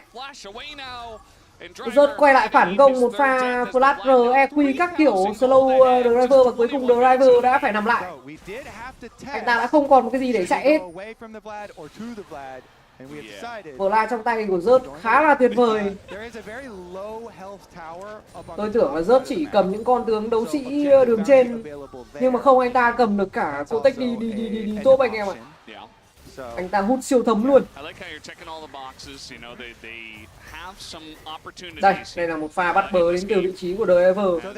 Một pha cực kỳ non khi mà Rớt đang còn cả lặn lẫn rờ lẫn lát. Vâng, tôi không nghĩ là tuyển thủ có thể non đến vậy. Đó là một sự ao trình hoàn toàn. Rớt vẫn đang rình rập, liệu anh ta có giết được Driver không? Phía bên này thì Driver đang bị quy, anh ta quy rất là đau, anh ta thẳng mặt Rớt. Nhưng mà anh ta chỉ lấy được tầm khoảng 10% máu của Rớt mà thôi. Cánh trên này thì Peanut và Viper đang ăn cho mình con Atakan. Đã phát hiện tầm nhìn. Nhưng mà chắc chắn là CFO sẽ bỏ thôi, vì không có một ai để đủ sức để lên xanh được con Atakan này. Just think about what that's going to do for the extra levels, the extra damage. Think about that.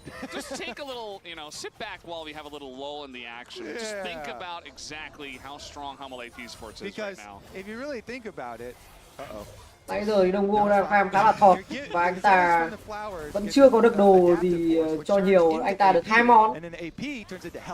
23 phút đồng hồ mới chỉ được 2 món. Viper thì sao? Viper thì anh ta đang lên được gần món thứ 3 rồi. Và cấp độ chênh lệch cực kỳ nhiều đến từ vị trí của Viper. Một người với level 11, một người level 14. It's just that item's OP. Can't counter it. Well, actually, you can. Zeus is going to get into the lead in just a moment here. Actually, does overtake him. Đồng hồ cáp đã lên cho Hồng Quy. Phía bên này Junji thì đã được bao nhiêu ấn rồi? Để tôi check thử xem Junji được bao nhiêu ấn rồi này. Junji thì được tầm khoảng chắc tầm khoảng 3-4 ấn gì đấy. Xem ấn của Junji ở đâu anh em nhỉ? Perhaps, because those are really the angles I'm looking at right now for CFO if they're going to win in an extended team fight. Well, our strategy of fight away from Vladimir doesn't really work when Vlad's teleport is up, so... Yeah. You know, if we send it, it's going to be a full send. And it might be the last to send as well. Yeah. Might be. Well, maybe the game doesn't end right away, but, you know, we'll see how much action we can get as the difference in the top lane is quite large at this point in time. Nearly double the damage is over Driver. As, Viper's barely going to get away from that stun. He does flash the cask, and that's a good choice. If you're going to pick a target, Luôn luôn là Viper bị mở combat nhưng mà anh ta vẫn chạy được. Anh ta cầm cả thanh tẩy lẫn flash và anh ta đã đào thoát thành công. Con rồng nguyên tố thứ tư. Liệu rằng CFO có ăn được không? Rớt có tele. Rớt đã tele xuống. Driver E vào nhưng mà anh ta đã hết, khi mà anh ta hết anh ta phải dùng lát để anh ta chạy. Phía bên này thì Delay đang băng vào. Rớt bật cho mình cái R lên và cuối cùng thì Jun đang quẩy, anh ta bật cứu sinh lên. Phía bên này Driver đang bắn Viper. Viper đã kết liễu Driver và cuối cùng là quét sạch dành cho Hanwha Esport. alongside of him, and HLE Esports will take the fight and the dragon, and it's looking like a 2 here today, Kobe. Yeah, and the Baron, I'll wager. I'll put a lot on that Baron too. Yeah. Đây chúng ta sẽ tham lại tình huống này. Tình huống này Viper, Driver làm sao lại có thể E được vào người Peanut nhỉ? Một phe E ao trình đến từ vị trí của Driver. Và anh ta bắt buộc anh ta phải flash chạy đi và anh ta cũng không thể nào ném cái R đi được.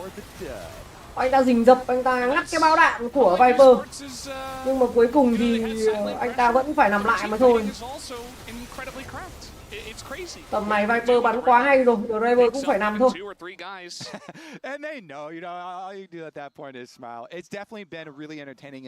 Rất là khó cho CFO anh em ạ.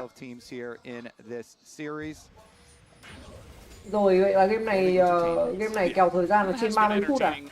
Không, tôi nghĩ là chắc tầm khoảng 29 phút thôi anh em ạ. Tại vì con Baron này được ăn xong rồi end game luôn đấy, một pha combat end game luôn đấy.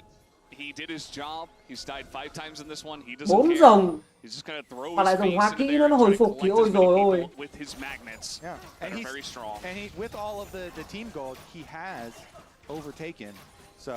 Rồng hóa kỹ nó hồi phục thì đúng là không đỡ được.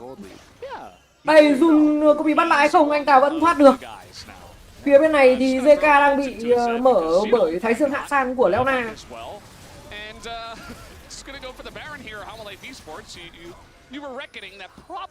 Vâng, một pha Baron, JK đang đứng che cho đồng đội, khiến cho team bạn không thể nào vào được Baron. Vâng, đã có con mắt mở ra rồi, con Baron được ăn thành công đến từ Hanwha.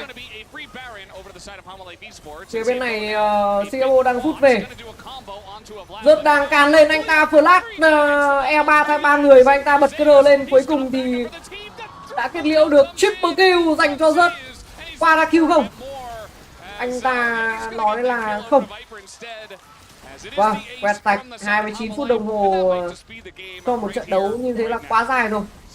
Vẫn là kèo xỉu. Vẫn là kèo xỉu anh em ạ. Còn về mạng thì bao nhiêu? Về mạng thì kèo tài anh em ơi. Mạng thì kèo tài, về tham thì kèo xỉu. Quá ngon luôn. Rồi, chúng ta đến với game tiếp theo giữa TES và KC. Top Esport và đội tuyển nào đấy tôi cũng không rõ cho lắm. Tại vì tôi mới cát thôi anh em thông cảm tí nha.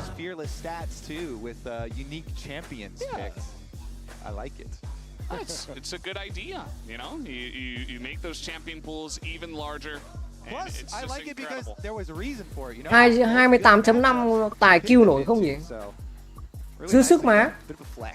Yeah, they were definitely flexing on CFO tonight as yeah, pretty incredible stuff from HLE Esports. Đánh nhau liên tục nhưng mà ao trình quá anh em ạ. do Quá học something trình in anh this em ạ. one, but unfortunately, it wasn't meant to be, Kobe. Not meant to be this time Rồi around, hẹn anh em but sau they were 10 phút still đồng hồ nhá. smiling. They still had fun. Đến trận tiếp theo anh em ơi. Looking forward to our next matchup, actually. Yeah, and have you heard? You can subscribe to LOL Esports on Twitch now to support your favorite teams. You can use custom emotes and go ad-free on Twitch. Regular subscribers are also rewarded with the Vi Have You Heard in-game emotes. So as you check that out, we'll be back after a short commercial break. Don't go anywhere.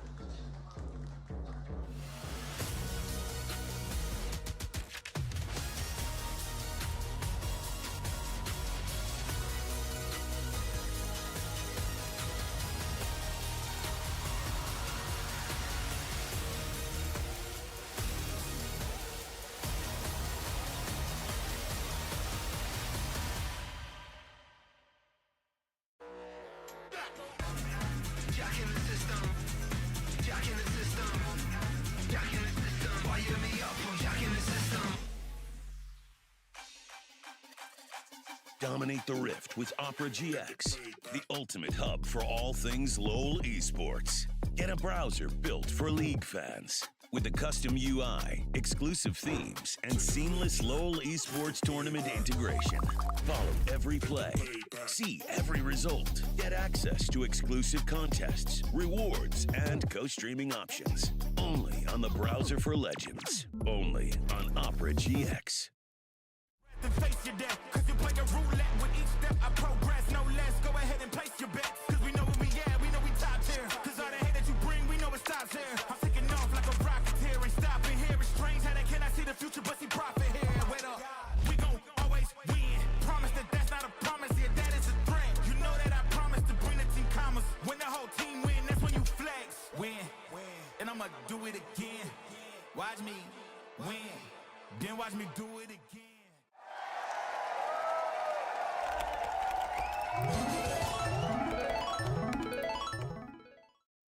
Alright guys, I just landed in China. Let's go.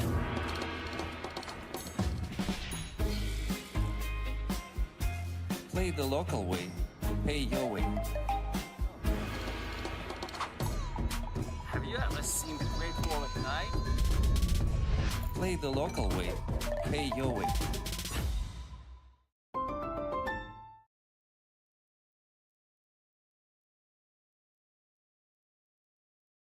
When you have 5G home internet, you can get entertainment you already love for less, like Netflix and Max, Disney Plus, Hulu, and ESPN Plus. Save on them all. Plans start at just $35 a month. Only on Verizon.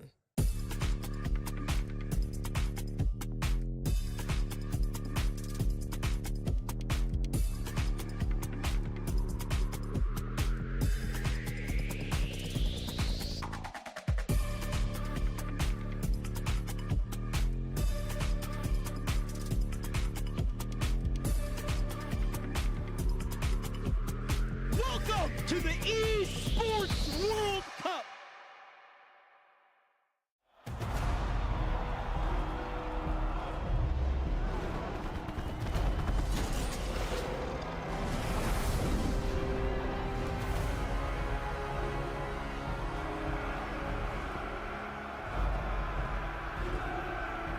Noxus, you honor me this day.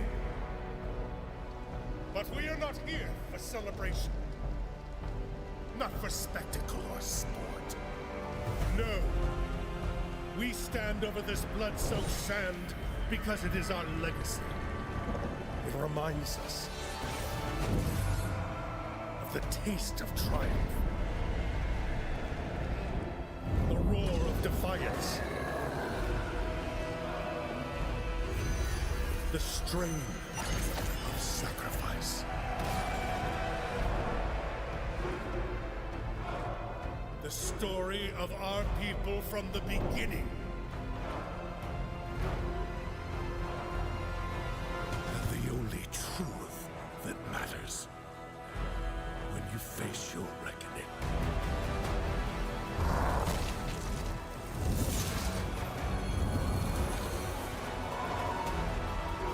Strength above all. Proceed with caution. I'm loaded and locked in. We close to the end times. Spill the blood on the thin line. You got yours and I got mine. Take my shots and no ceasefire. I'm the greatest alive. Yeah. I will arrive. Yeah. And get stronger with time. My power is flawless. I'm the greatest alive. Yeah. Unlimited power, I will prevail, I will devour, I will arise, the kingdom is mine. Unlimited power, I will prevail, I will devour, I will arise, the kingdom is mine. I am divine, I am designed to only be broken, and never defied. I conquered the earth, play with the stars and live in the sky. My power is flawless, I'm the strongest alive. Yeah, I'm the greatest alive. Yeah, I will arise. Yeah, and get stronger with time. My power is flawless, I'm the greatest alive. Unlimited power, I will prevail, I will devour, I will arise. The kingdom is mine. Unlimited power, I will prevail, I will devour, I will arise. The kingdom is mine. Yeah, the kingdom is mine. Yeah, I will arise. Take a look in my eyes. It's time for glory. The kingdom is mine.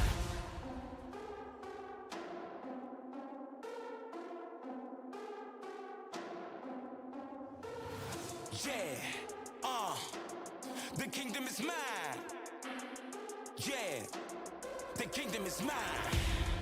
Life of the lawless, I'm the king of the fortress. Proceed with caution, I'm loaded and locked in. We close to the end times, spill the blood on the thin line. You got yours and I got mine. Take my shots and no ceasefire. Unlimited power, I will prevail, I will devour. I will arise. The kingdom is mine. Unlimited power, I will prevail, I will devour. I will arise. The kingdom is mine. Yeah, the kingdom is mine. Yeah, I will arise. Take a look in my eyes. It's time for glory. The kingdom is mine. Jack in the system. Jack in the system. Jack in the system. Fire me up. I'm Jack in the system. Zeka, now what you got for us? Oh, really? Hell yeah! Yes! Oh my god! It's happening, Zed! Yes! You mentioned the situation where they didn't want to go for it. Level 6 Zed, though, still going to put on that pressure. The Ignite is coming in. Zeka, one last auto, doesn't need it. As down will go Honku. The R is up, and it's available again. Zeka goes for it again. Gets the kill. And the last auto from Pina finishes it off. Oh my goodness, what a chat! Welcome back to First Day in 2025, where HLE have taken down CFO 2-0 in the most serious game we've ever seen in the history of League of Kobe Legends. was having more fun than HLE. He was definitely having more fun than CFO, I can tell you Yeah. that much. Yeah, I think anything that I will say at this point will sound smug, so I'm just not going to say anything. I'm going to let you guys do the whole segment. Look, if there's one thing that I think that we have learned, it's that Zeka is a pretty good League of Legends player, as we can see here. Yeah, I mean, Zeka just, I feel like they're styling on them a bit, but he made this pick look good. He's getting kills early. He's getting tower dives. He's forcing out the Kindred ult and getting out. It was a really stylish game. And what the cool thing is that Zeka's career arc post-Worlds has been dispelling the notion that he could only play melee champions.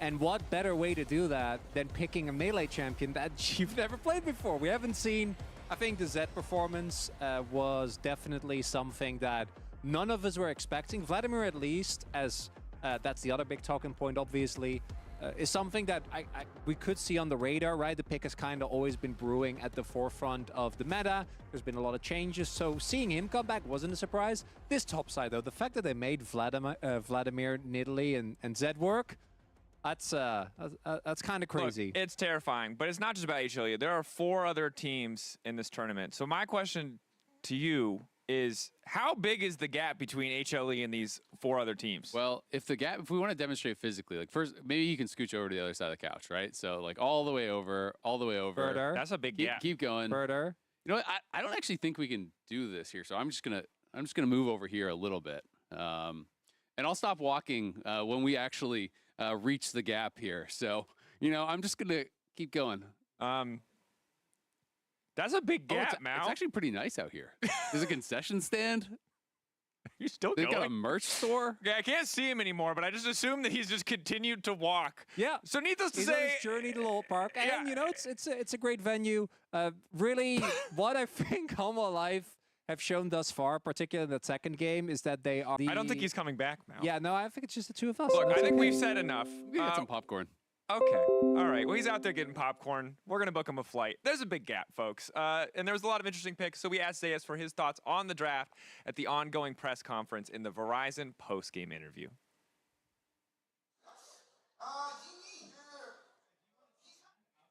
좀 상대가 4픽에서 뽑았을 때 예상하고 있었는데 왜냐면 이제 그 감독 코치님들이 상대팀 탑 선수 사이에서 다 얘기하고 계시려 뭔가 예상은 하고 있었는데 할 거는 anh em vào tí 네, 그리고 블라디 제드 같은 경우에는 저희가 충분히 연습 과정에서 좀 나름 검증된 픽이라고 생각해서 서슴없이 뽑았던 것 같습니다.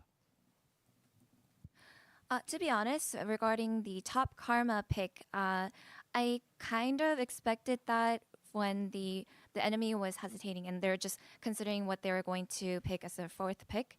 And this was something that we prior discussed with the coaching staff. Đâu tôi check xem nào. They have the top laners. Game này KC với TES anh em ơi. Game 1 Q TES 10.5 anh em nhá. Chấp 10 mạng luôn mà. Top Esport chấp 10 mạng luôn, ngon thật.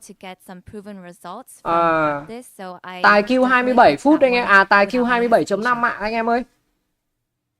Tham xỉu dưới 29 phút anh em nhé. I think I'm about at the gap now. Dứt đi anh em ơi.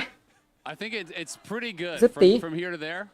Rồi chúng ta đã đến với trận đấu tiếp theo giữa Top Esport và đội tuyển KC.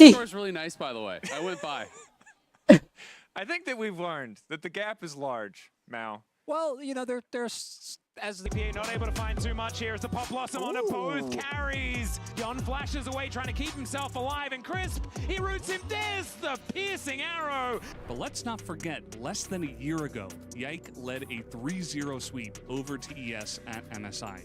Can he pull off another stunning performance? Cream's already down to 50%. The buster shot too good from Caps. And the door has been placed. Massive damage to come out here, and they will take down Top Esports and knock them out of the tournament. With the round robin stage halfway through, every match matters. Can Karmine Corp rise to the challenge? Confident as Yike looked there, standing in front of that big old drum. The same confidence has not been there on stage, but we'll have to see as the players get ready to take to the stage. If this is going to be a different story, if maybe they're finally going to be able to rise up, but it's looking rough. There have been, in the history of International League of Legends, some crazy turnarounds, right, for teams that were struggling. Very often, you talk about the week 1 versus week 2 back in the old system. But the fact that you have to bring up those scenarios, there's a reason why they're rare. It's so hard to fix not only the actual issues you're dealing with in game, but the confidence and communication issues that I think we've started to see for KC within the turnaround of like a day. Yeah, you know what? You were right. You do sound smug. Man!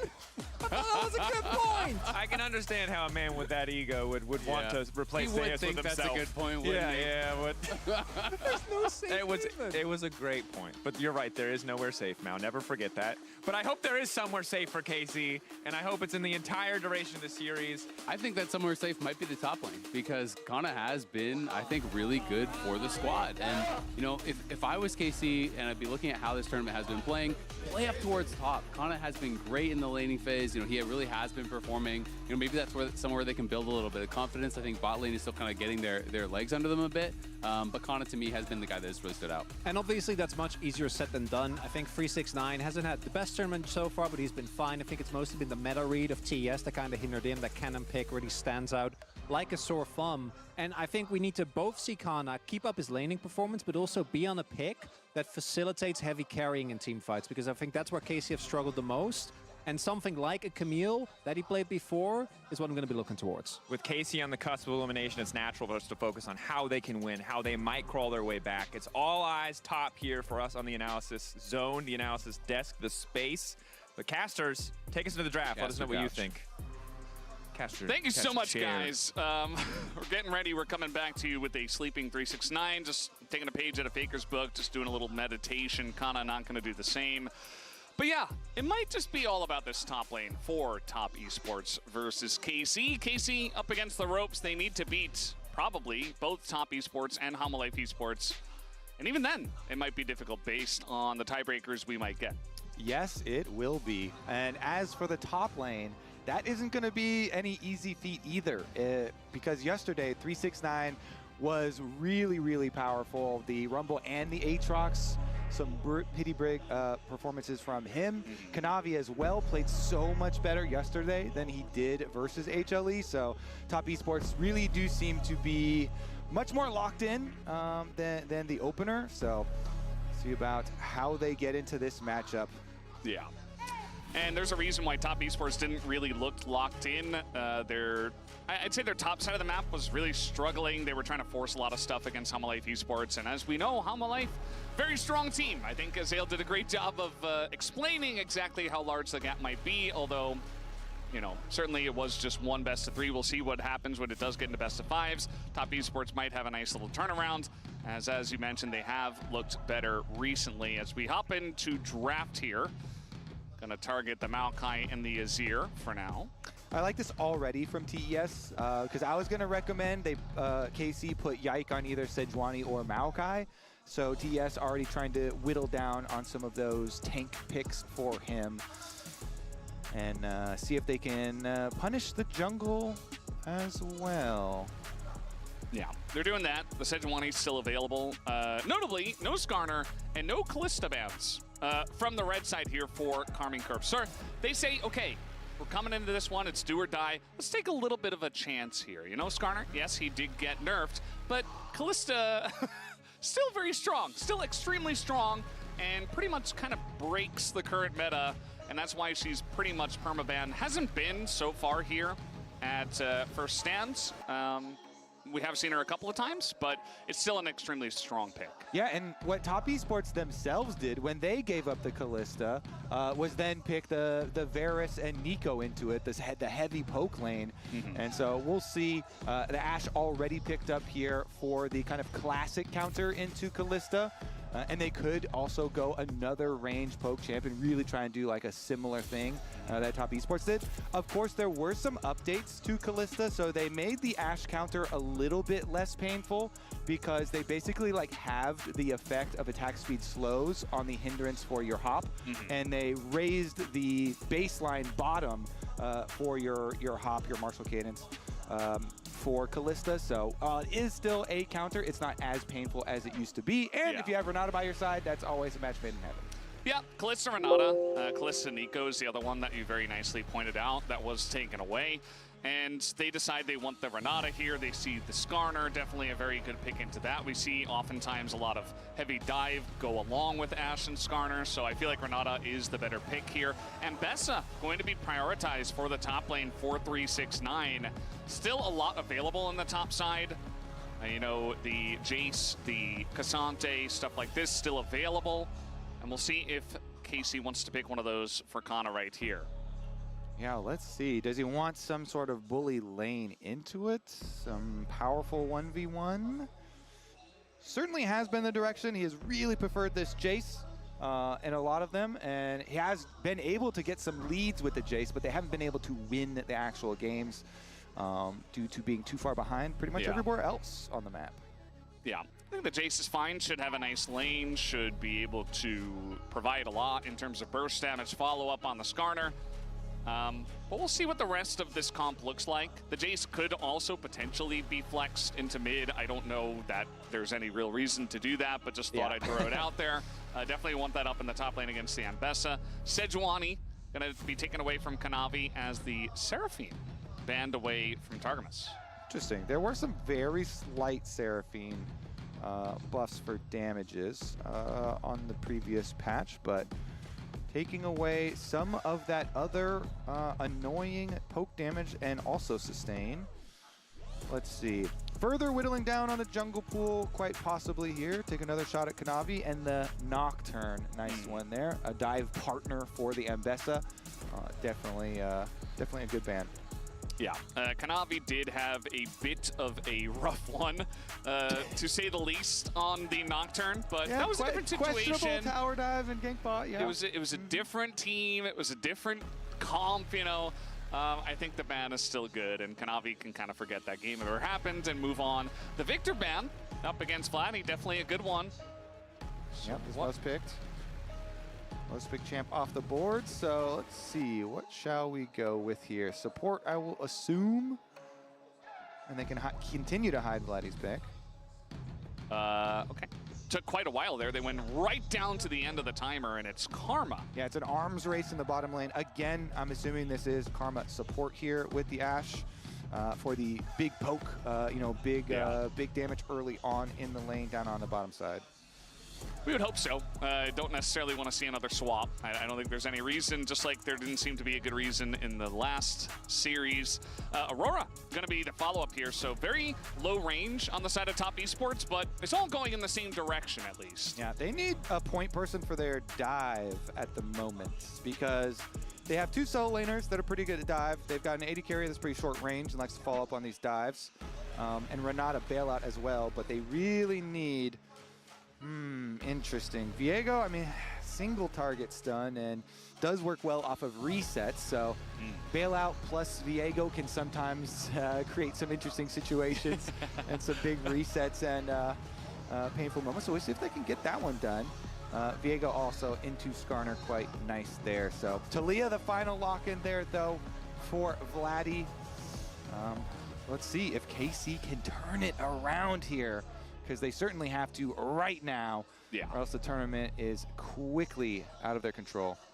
Yeah, I mean, Top Esports, 369 mà cầm con we saw that they weren't showing their best against Hamalife Esports. Ambessa. I think some of their best up Rất against kỳ lớp. TL. What would they look like Rất here kỳ lớp đánh against Kanita thì quá ok rồi. Grim đánh con Aura thì ok. Kana JC à? There weren't a lot of great picks available. There was so much focus on the jungle, so Game này hơi căng nhá. And we'll see if it's enough. I mean, as you mentioned, there's a lot of reset potential, a lot of just annoying kind of champs that will be diving all around you and hopping around. The Viego, the Callista, obvious ones. We'll see if they can handle that in this first game.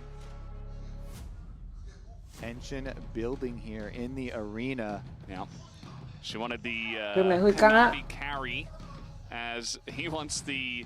He did that yesterday, for sure. Yeah. This is showing off against, again, the really cool front page cover of Callista. As we'll see if he can carry this time around, Scobie, because they might need him in this one, as he is going up against the one and only Jackie Love. As we're getting ready for this game number 1 of this best of 3.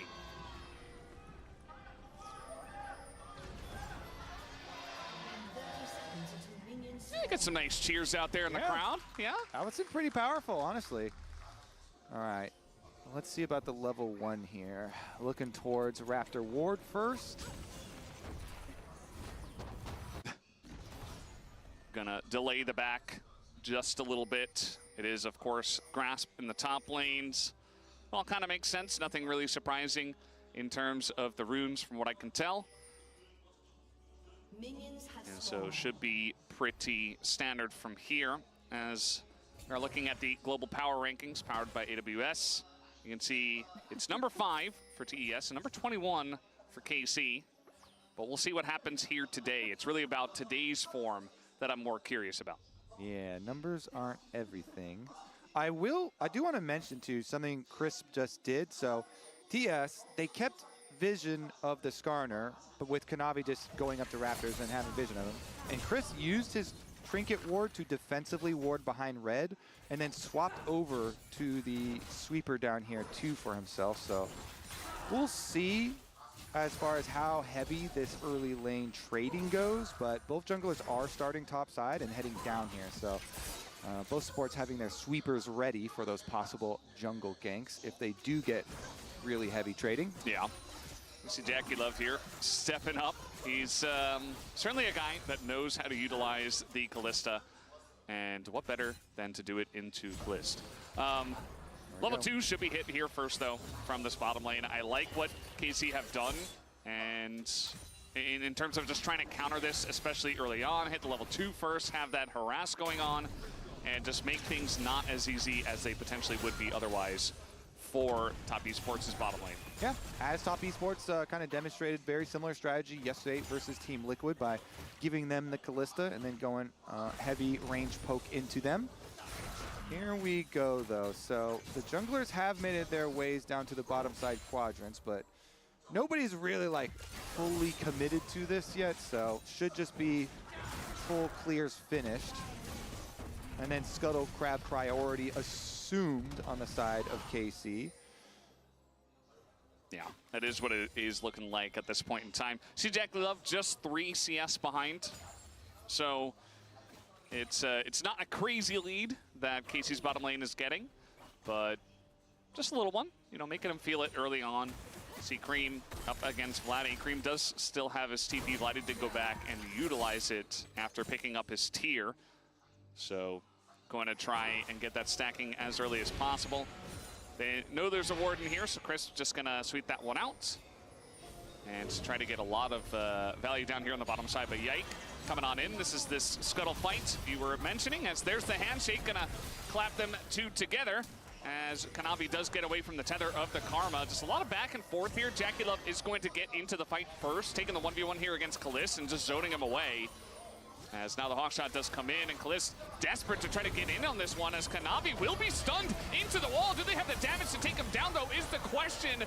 As in comes Vladdy. Kanavi gets the reset, but the double knockup comes in from Vladdy, and there will be a couple on the board here for KC already. And there you go, another shot into the wall. KC pick up 4 kills in the first fight. And the Vladdy diff, the mid roam, Valdez, Talia down into the river first, and the flash, he gets the seismic shove, and they get all of them. That is 4 kills for KC in the opener.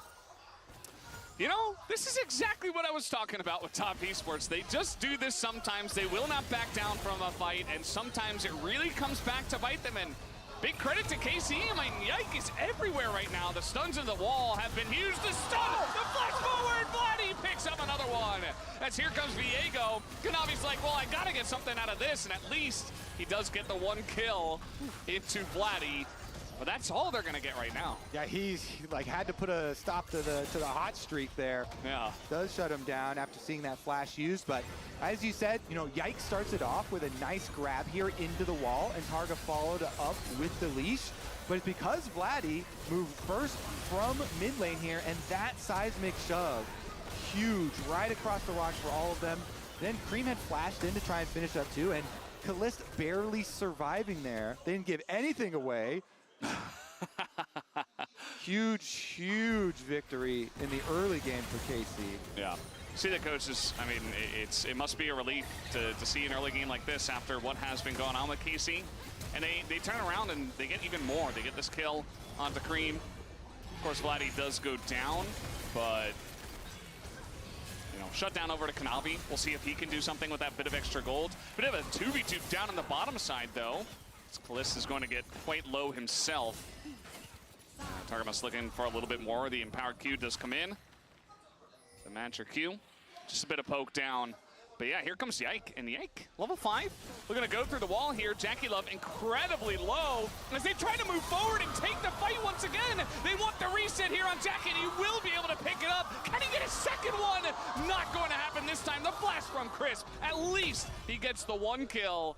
And Yike, well, he's able to set up the gank at least. Oh my goodness. Yeah, Yike ganks bottom, but they lose two, and they're losing Void Grubs while this happens. Yeah. TES. Well, nice little knock-up here on Chris, but it's not really, I mean, he's got his wall, so he could look to dive this one, but doesn't know exactly where the Kalista is. If he's timing this correctly, he should know that Jackie should be back very soon, so Vladdy smartly not going to overcommit to this one. Dude, that was just clean stuff from TES bottom lane in the 2v3. Jackie flashing for it, gets his bailout, then Chris flashing to finish the other one off, and as I said, the Void Grubs were picked up during that. On respawn, though, we do see the reset, and Yike takes away the dragon, so they do end up trading the objectives for themselves, no problem. And KC are still massively ahead. The wall comes in. Jackie's in so much trouble again. And that one is going to go to Targamas, unfortunately, but they're just setting up more and more kills. And again, Top Esports not respecting them at this point in time. KC are making them pay. Vladdy came to play for sure. Vladdy here is absolutely the star so far. Massive stuff from him again. On to Leah. Let's take another look at it. Oh, this is actually the beginning, the 2v3 here. So again, you know, showing your gank bottom, and then since TES bottom lane both have flashes, Jackie's like, I'm going for it. I can get the Ren reset. He almost gets Kalist. It isn't the end of the world that he doesn't, because Chris has flash, and so he can invest it there. And so they do get the 2-for-1. But then Vladdy's like, you know what? We're not letting him get away with it. He goes in again. Targamas, of course, doing his part here with the setup as well. But you have to think it's going to be a really, really big one for him and for KC. Yeah. The celebratory gulp of water. Gotta stay hydrated. Classic. Yeah. I mean, it was a really good setup. He should be proud. I mean, he's done so much. He made the first fight go to the side of KC. And the Talia last pick is fantastic into what they have. I mean, you just throw rocks down and nobody can dash. The Kalista not going to have a fun time. The Viego, the Aurora potentially. It's just a great pick, a great R5 counter to a lot of what this team has to offer for Top Esports. And the fact that he's already quite fed might become a big problem for Top Esports in this game. Yeah, certainly will be. Kanavi here on the Viego, once again trying to create some space here around mid. They take away both of the control wards here preemptively, but even the shallow vision, they're not going to go for anything more on that play. Yeah, not quite going to happen. We haven't looked too much at the top lane just because there has been so much action down bot. But you can see that Kana is ahead by 300 gold. So he's got that CS lead. And 369 decided, okay, I'm going to blind pick the Ambessa. I'm going to allow the rest of my team to get what they want a little bit later on. Yeah. But he does pay the price for it. But let's see if 369 can make Kana pay for it. As nope, the ward is going to spot the roam coming up. As now Targamas, he might be the one to pay. As the handshake does come in, the stun into Jackie Love is not going to be enough. Yike does show his face, but not on time. But yeah, trying to get a ward in that brush. You don't know if they're there. You will pay for that one. Yeah, TS with their comp here, they want to constantly scrap because they have a little bit funky of a comp. Need to get some earlier gold, and they do just that with another bot side play.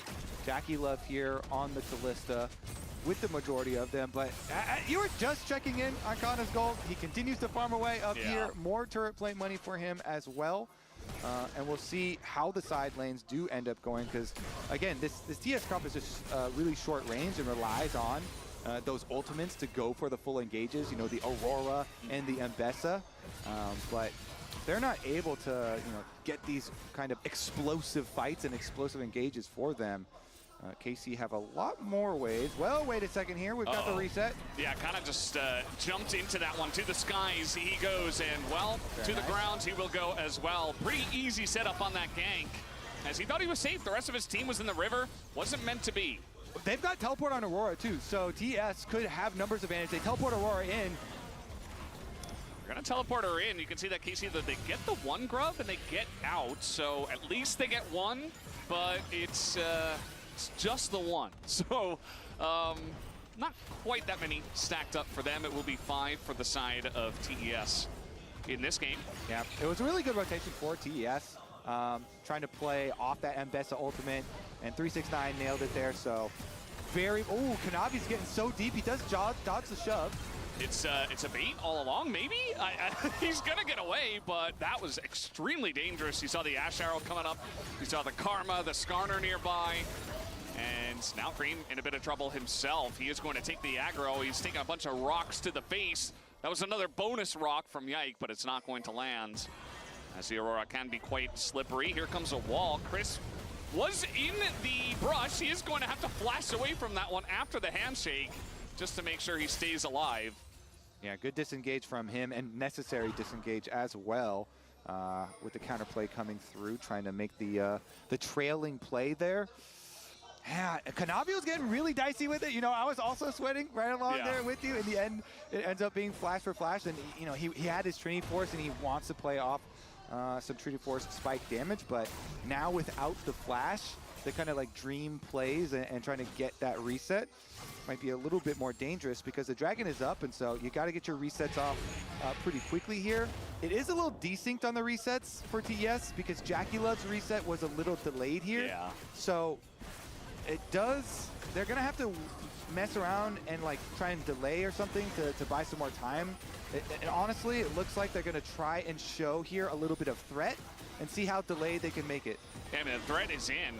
We'll see what this comes down to. Kanavi's not in range to smite that one as, oh, he pulls him into the wall, right as Cream, and a massive impale comes down as well, but in goes 369 to that backline. Should be able to take out Kalis, but a couple of kills do go the way of KC. You see Kana and Yike, though, low on health. Jackie Love once more. He'll get the one, and Kanavi gets the other. So it will be Top Esports to actually get a punish at the end of that fight. Yep, Jackie may have been a little bit later than everyone else, but he got there in the end, and TES with 4 kills for themselves, plus being able to push in mid and bottom, means Jackie's going to get turret plate money. 369 is going to get some turret plate money as well, and counter jungling.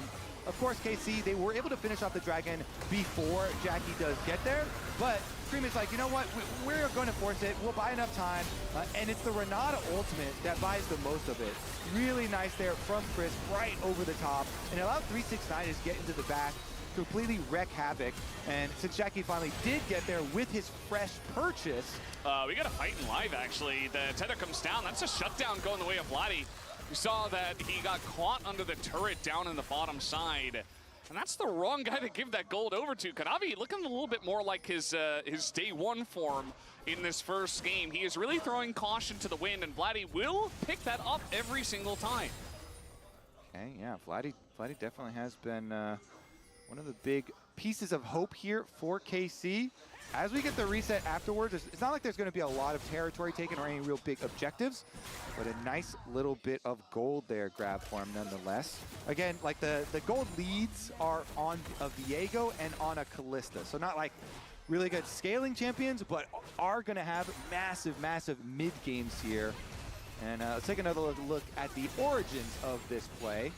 Getting his chunk nice and early on it, chasing them out. And since Targamas, Targamas had come down the river, Vladimir, I mean, Vladdy just does so much work, but the arrow coming in and connecting, nice shot there. The sniper all the way from mid lane, Kalis. Yeah, I mean, if that arrow wasn't there, he's probably alive. As the impale over the wall, that's going to be a big issue for Crisp, as Yike is having a big game tonight here on the Skarner. Beautiful stuff. I mean, right over the wall, brings him back, and ends the ultimate right next to it, so you can immediately channel it into the E-stun against the wall. Very quick kill, and that allows them to move into jungle too. That's the MasterCard lane economy snapshot. You can see that it's kind of all over the place. The jungle and AD carry, you mentioned, ahead for the side of Top Esports, but the mid very far ahead for KC. So certainly the guy you want to put your hope into.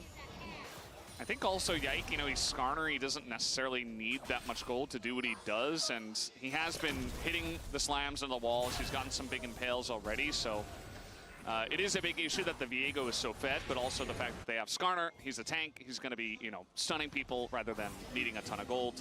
I think that's just fine. Yeah, TS, since they are so skirmish heavy and Kanavi has Collector now, they really want to use it. They want to use that Collector, so he's immediately going to force. He's the one with the 2-item power spikes. He is the only one with the 2-item power spike in the game, and so he immediately goes out to Rift Herald. KC are actually coming on over to it at the moment, but a little bit slow there, so just kind of watching. And it's a little weird because that does just give up. Cream, you know, kind of free pushing over here towards tower, easily avoids any sort of counterplay there. So they got the Rift Herald. They got the wave pushed in as well. And Kanavi, again, since he's on his big power spike here, looking very aggressively in through enemy territory. 369. Yeah, just going for the 1v1 here. It's a very long lane down on the bottom side, and the chase potential is pretty huge. He dodges the ult, though. Very nicely done by Kana to get away from this one. Can he survive is still the question. We got a big impale down on the, well, up on the top side jungle as Zekilov up against the wall. Tries to dash over it. It's not going to be enough. The shutdown goes to Yike. And Vladdy still on the chase. Cream going to find an angle on the back line. At least Case takes down Kalist, but Cream in a bit of trouble himself as Yike is on the chase. He will have to go for the flash just to try to survive. And this might just be the longest chase of the tournament so far. Even a TP committed to just to make sure he absolutely goes down. As Vladdy should be given the kill here at the very end if he can hit the Q.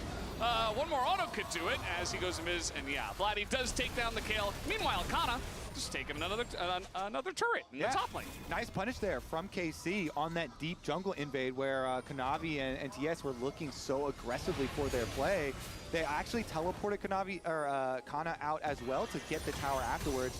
This is going pretty far back with this replay. You know, that was just the insta-kill basically on Chris, but here we go. This is how that ward behind red buff saw it, and Yike with the big grab. I guess we put together a little Skarner ulti highlight. That's what this was. This was the Skarner ulti highlight package. The highlight reel that did come in. I mean, Skarner, he keeps getting nerfed. He keeps doing the same thing. Yes, his power is down a bit. He's not being prioritized as much for a reason, but he's still able to just CC 3 people forever. And you highlight it. You know, even though he is down a bunch in gold, that's exactly what he's still able to do. You know, lock them in. And since Cream was not with them on that invade for TES on KC's ward, they were able to punish. TS, of course, still do have their 1,000 gold lead, and the tower on top side is so low that 369 is about to increase that gold lead for them, though. Yeah. The gold certainly goes in their favor. I'm worried about the massively fed Viego and even the Kalista. Even though the scoreline isn't very pretty, still a lot of gold in Zekilov's pockets. And, you know, the one thing for KC that they've got going on is they have 3 Drakes, right? And they're looking at a Mountain Soul on the next one if they can pick it up, which is going to be huge for their comp. Yeah. And Jackie can play so aggressively because he has so many divers on his team, and he's got Crisp. Yeah. The Renata, the key there to it all, with the ultimate going over and the bailout. So he can play very aggressively, and he's also on his 2-item power spike. So see what kind of chase down. Vladdy in a bit of trouble. Oh, the Mbessa over the wall. Couldn't see that one coming, and that is a shutdown for 369. So now you don't only have the jungle and the 80 carry ahead, you've got also the top laner now ahead for the side of Top Esports. Yeah, all Kanavi had to do, get that stun so that you can lock him in place for the Mbessa ultimate. 369 comes over the top, and they have fully taken over this top side jungle. It's been turned into a bit of a death trap as it's gone completely dark for the side of KC, and they're going to fully rotate up to this tower. Yeah, I mean, the arrow's going to hit, but the follow-up, will it be there? Yike, he could have gone for the Impale, but he decided against it. Just said, well, not worth it. I think, you know, with the arrow coming in, could have just taken the free Renata kill, but not going to go for it himself. And, yeah, I mean, Kana wasn't there. He didn't have TP, so I like the pressure that comes in from Top Esports to try to chip away at that turret. There it is, the wards, the death trap. Vladdy was on full vision walking over, so Kanavi and 369, they make the call, hey, just on this corner, I'll be able to hit the stun. Doesn't even matter if he's got rocks or anything, as long as he follows up. Nice pick, nice kill there for TES, which of course they are able to turn into a lot of even deeper vision. Yeah, the deep vision, the control of the macro state of the game is going to be huge. You can see that 369, Kanavi, and Cream all ahead on XP. Kanavi just kind of running into the darkness as the Death Brush comes in. KC going to get big win off of that one. Jackie Love trying to hop away. He's got the bailout. He has to go forward. But now we've even got the impale coming in. That's a third kill for the side of KC. 369 and Cream just running away. And it's a triple for Kana. As we have the ult coming in and the flash forward, but that is Aurora, so she just hops away. Yeah, and you don't want to overchase because the Otacon is up right now on the bottom side. Yeah, immediately go for that. What a huge, huge timer there for KC. On Fog of War, in the side brush by mid lane, surprise kill Kanavi, the Fed jungler, and they chain it into not one, but two objectives. Huge play here for KC. This completely changes the game because they are going to scale quite nicely with all this extra experience from the flowers and stats from the flowers afterwards too. And Kanavi right into it. Yike again on the Skarner. He's able to get the stun into the wall. Then they're able to chain it through. They get everything out of Jackie, and then they're still able to get the kill on him afterwards. And Yike did a nice job there going for Crisp since they knew they had the kill onto Jackie already. He's able to pull him in for the triple for Kana. It's just like, you almost get this feeling, even though this game is not, you know, out of reach or anything for TES, but it's probably a very feels good for Kana, you know, to have so many good games so far at the tournament. Yeah. For this one to actually turn into something meaningful here, and you know he gets a triple off that, and the Jace will see what he can do this time around because KC. Now for this next dragon spawn, they again should be the ones with the vision priority here through River, the ones who are able to set up first. And if they can avoid the flank from TES, should be able to set themselves up for a pretty nice standard fight. They've got some nice poke damage, some range available to them with the Jace, with the Karma. Yeah, you can see Carmen Carp trying to set up there in the river. Kana was top without TP, so Top Esports took that moment to just push in and take control of this bottom river. Okay, TES. Honestly, really nice move from them. As you said, they instantly just deleted all that vision. Yeah. No, the other ones with the press control. And if you're coming in, Cream already looking. He's looking, but not going to hit anything. The Karma able to help at least mitigate some of that damage. Handshake also there, but Top Esports not really in position to follow up on that. So now Top Esports is going to go for the dragon. Okay. Everybody dodges that arrow. In comes the wall as well. Top Esports just abandoning ship for now. They said, well, a lot of ults used from the side. As now the flash forward, Yike! He gets the pick on the Cream! It's a free Aurora! Just like that, and it should be the Mountain Soul unless Kanavi gets the steal down. It's not going to be easy for him. Not up against the Skarner. It's a 5v4 as well. Jackie Love just took a massive hit to the face with the shock blast. 369, he's just going in. He's just going to send it and make some space for Jackie Love. In goes the Ambessa. Kana on the flank is massive. Going to take down that back line as well. Kanavi, he wants one itty bitty reset, but he's not going to get it. And even Crisp is on the run as well. This is a full ace to the side of KC plus the Mountain Soul. They might finally do it here. Welcome to first stand, KC. Huge now. They get the full ace. They get the dragon. TES, they still engaged on this. Here is the great pick you're talking about for Yike.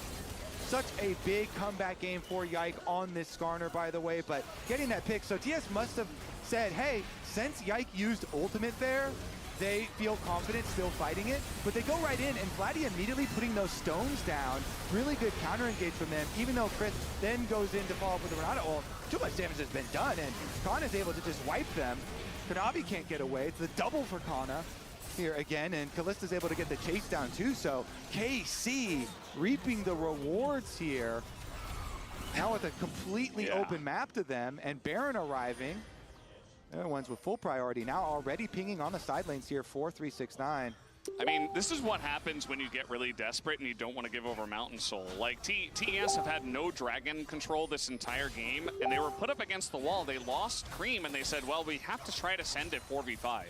And that is the outcome, right? You throw in the Ambessa, you give him the bailout, and Jackie had already taken so much damage that you have no bailout for him, and Kana just one-shots him. So, no follow-up. KC pretty far ahead at this point, you could say, with the Mountain Soul. It's not going to show in the goal difference, even though it has been a very close game, as they try to set up the Death Brush once again.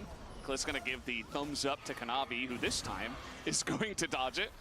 But yeah, KC just trying to hold on to control. There's the arrow, there's the wall. He's going to cast Crisp up against it.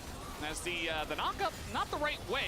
Yike, not going to land his own impale. Now he's being kited out just a little bit. Cream, though, doesn't quite have the damage. Not even able to get through the Mountain Soul shield. And the volley gets the kill after all of that. And Cream is dead again. Yep, Cream's dead again. And KC look like they're getting another objective here. That's going to be the Baron on top of their mount. Wait, Kanavi's going? He's going in. The seismic shove not going to hit, though. TP also utilizes a lot of damage not being put into the Baron, but they're just trying to escort Kanavi away from it. And 45 again. Might just work out. The Ambessa ult not going to hit, as Vladdy does have to flash that one. In it goes 369, though. He wants a bit more. The turn off the Baron. They already got the Baron. Did KC, and Jaculov's going to go down. The bailout not there, and Kalisz is unstoppable. Yes, Kalisz will go down, but it doesn't quite matter. KC are too far ahead. They certainly are. TES know they are in deep trouble, so they just send it anyways, right into the grinder. KC, here's another look at what started out the pick. You said it, like they only got through the Mountain Soul on Vladdy, barely. You know, Karma Shield's going up too, and Cream's like, well, I think I've made a dire error over the edge. Kalisz chases him down. They get the kill, and it's another position where, yeah, it's a 45, but TS and 369 are like, well, we're cooked either way. This game is already out of our hands. We're going to get outscaled. Plus, they already have Mountain Soul. Like, we are like a damage-heavy, short-range comp, and no more chances for them. So KC, they slam it down and look like they're heading for a victory here at first stand. Yeah. Won't be their first game victory. They did get one of those against TL.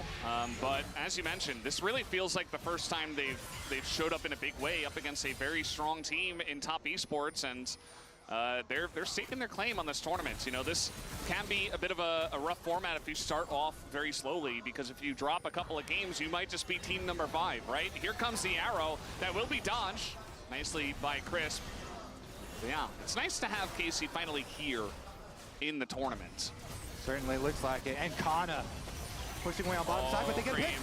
Not number 7. Oh, no, it's number 7. There he goes once again. That kill's going to be given over to Kalisz.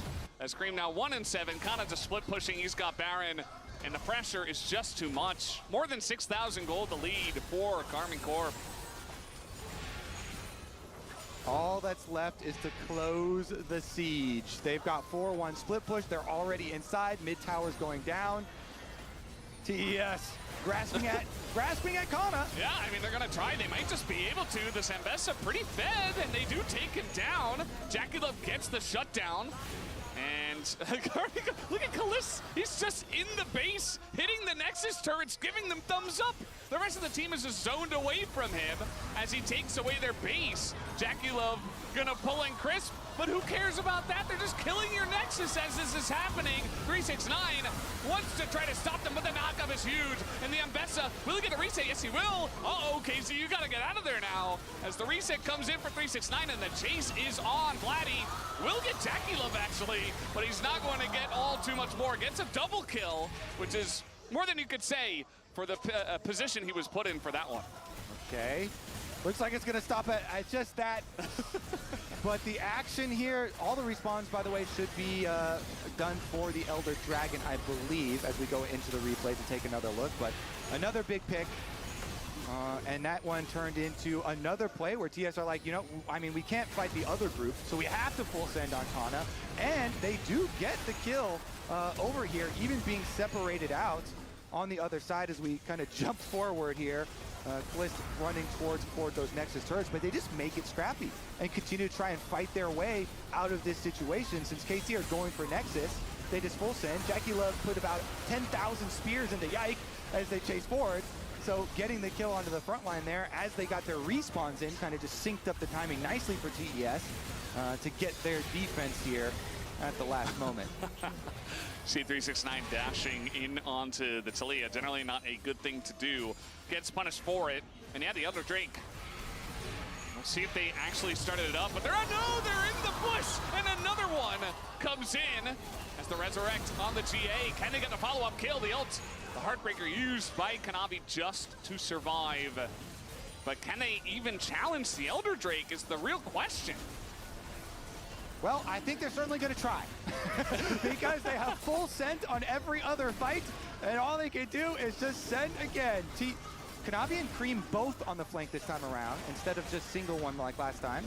The wall, pretty good. Gonna push those other guys out of this one. The damage is big, and Kanavi's zoned away. They don't have a smite. It's Elder Dragon to Carmine Corp, and now 369 is on the run. Well, he has to go in. He can't quite get out. Can't take down Kalist. And now only a couple of guys on the run. Cream as well, being zoned away by Kana, as he has to go in, but that's not the right direction. Takes his 8th death in this one. And in goes Yank as well. The chase potential of the Skarner is huge. They want to take down Jackie. The flash comes in. They already killed Crisp, and that is going to do it. The ace is there for Carmine Corp, and they will get their first win here up against Top Esports. And a big one here in game number 1. Starting the momentum for themselves, KC. Remember the beginning of the game as well. With the roam down from mid lane from Vladdy, really big start to them. Got themselves off on a nice footing. Then TES actually did a good job fighting back into this one. But in the end, really nicely executed and securing the Dragon Soul for KC. It's a massive first victory here in game number 1 for Carmine Corp. We're going to take a break, and we will have the guys to break down that first game. We'll be right back.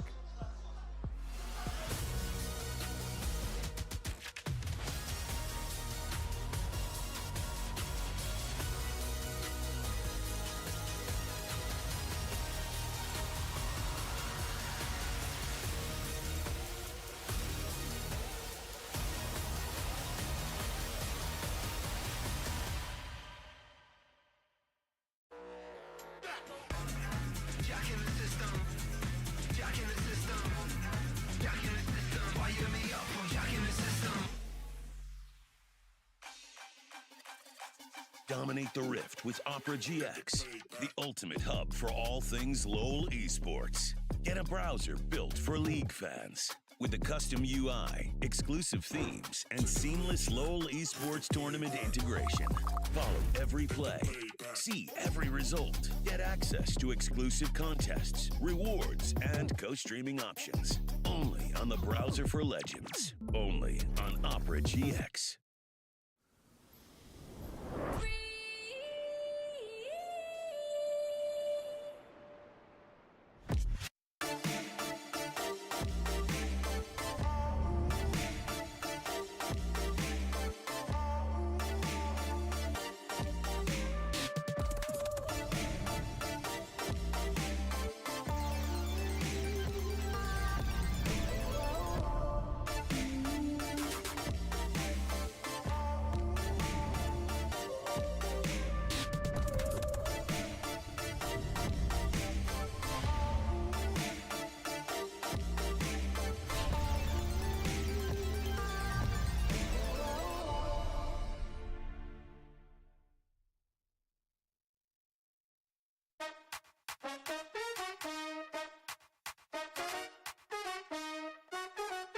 Give me some of that wow.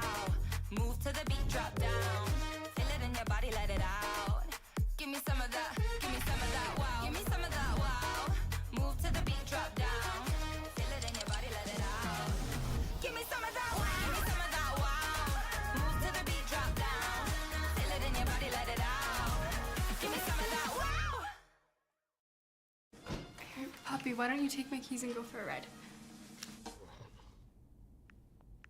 Welcome, Stella. So you talk. Stella? Almost. What's next? Bright blue. It's bold. Sorry, hon. I'm hungry, actually. Your favorite, right? How did you know?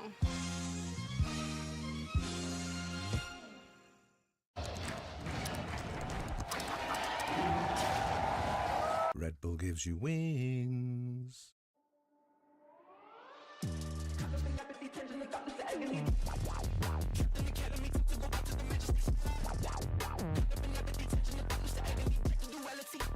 Flashback, what you got, man? Crack that. In and out, go low when a new man. To the boy got only when he crack that. Man, I don't act like heads up, yeah, all of that one pack. I could be anywhere, feeling alright. To the game on the head is so mad at, mad at, mad at.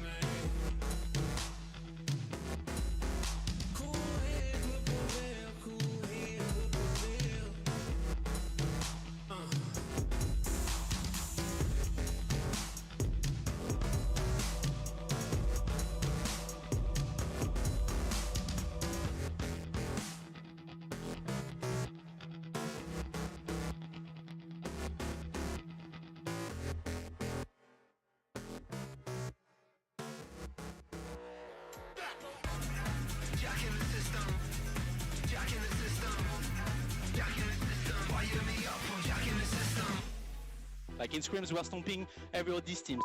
Pace missing, all these guys, you guys are stomping them. So I'm proud of you no matter what. I'm very proud of you. You guys are doing the job. And it will pay off, okay? It will pay off, I swear. Après? Yeah, wait. Get on. Yeah. Nice! Nice. They're sending. Come ça, we win. Hit front.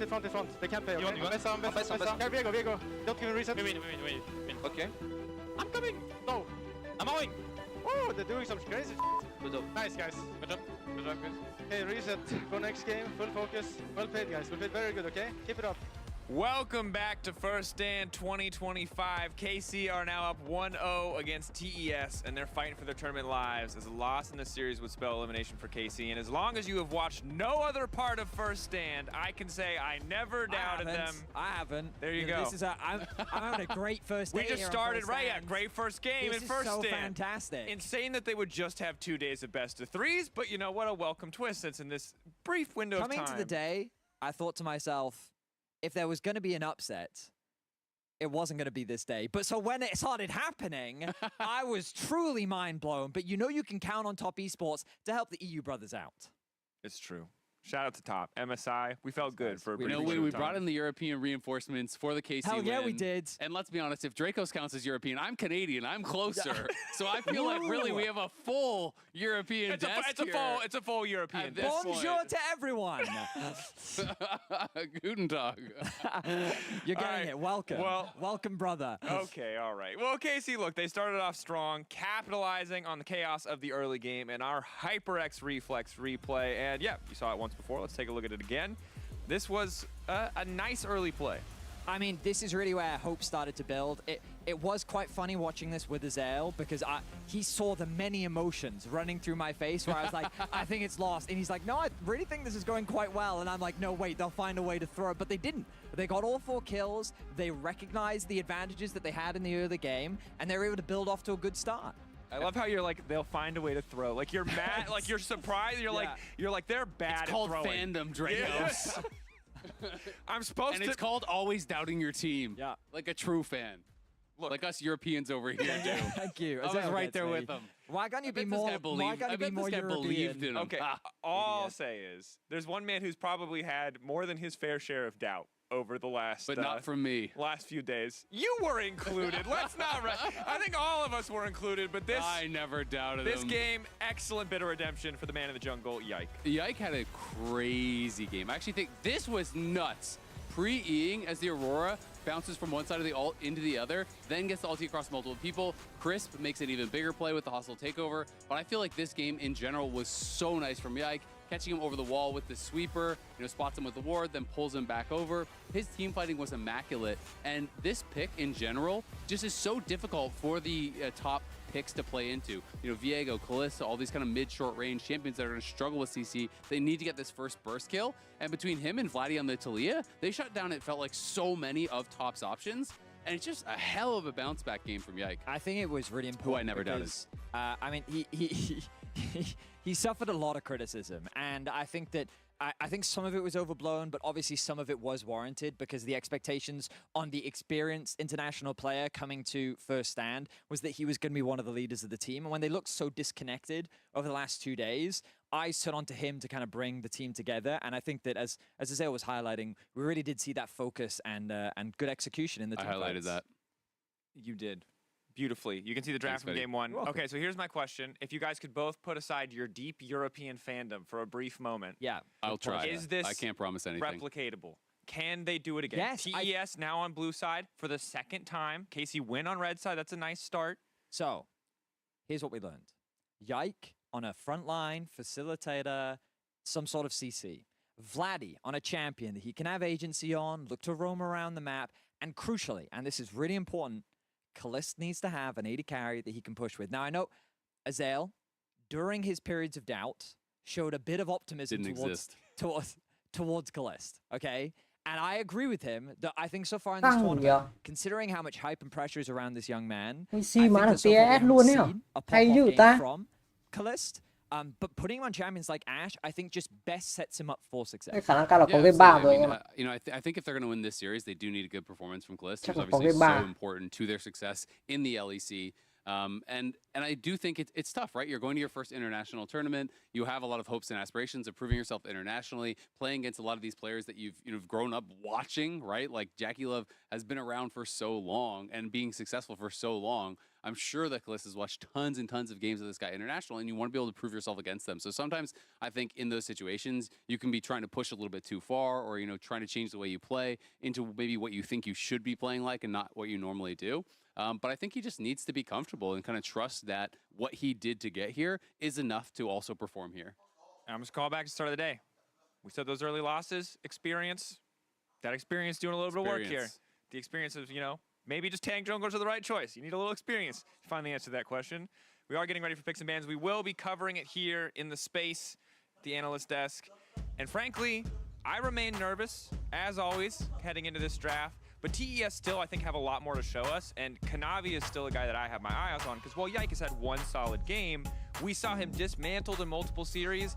And Kanavi has had similar ups and downs. If we see peak Kanavi, it's going to be a tall task. And I mean, let's be honest, the last game, it was a great game from KC. We had some really good performances, but also we saw Top playing this kind of snowbally early game comp and then giving over 3 kills at like 3 minutes into the game, right? It was a horrible start for them. So of course you have got to stay locked in. You've got to stay laser focused as KC because Top is very easily capable of playing out just 2 normal standard games in 2 Nào, chúng ta sẽ đến với lượt ban pick thứ 2.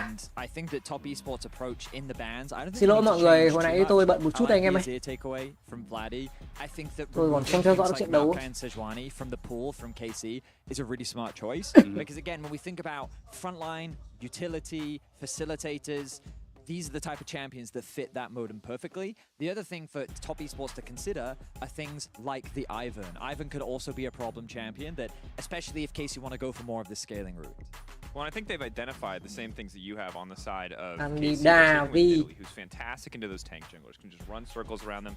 Interestingly, KC have also banned the Vi, but more respect for TES. Top Esports đã ban cho mình Maokai, Asia, but champions that would go great for the way that we've seen KC play so far. And it's just Maokai, Sejuani. The whole world has recognized, like, hey, this guy has been struggling when he's not on these supportive picks. They're definitely putting Yike under a lot of pressure right now, but this definitely leans more towards something like the Ivern because then they can go much more hyper carry. Yeah, exactly. And I mean, I think that also gives additional comfort and support for players like Kalist and Vladdy, who have been such big stars. It also pairs really well with some of these melee carries that I think Kana is excellent on in the top lane. So I do think it could be a cool angle. We'll see if they find the ability to go for it in the draft.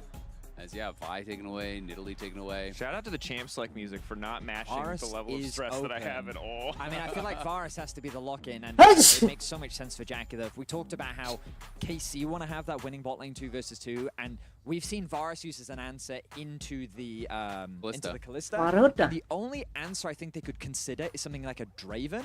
But it is like, it's risky going into this match. I think you can go, I think Ezreal and just play range and play to concede as well, but you won't have the push like you were talking about, Vetty.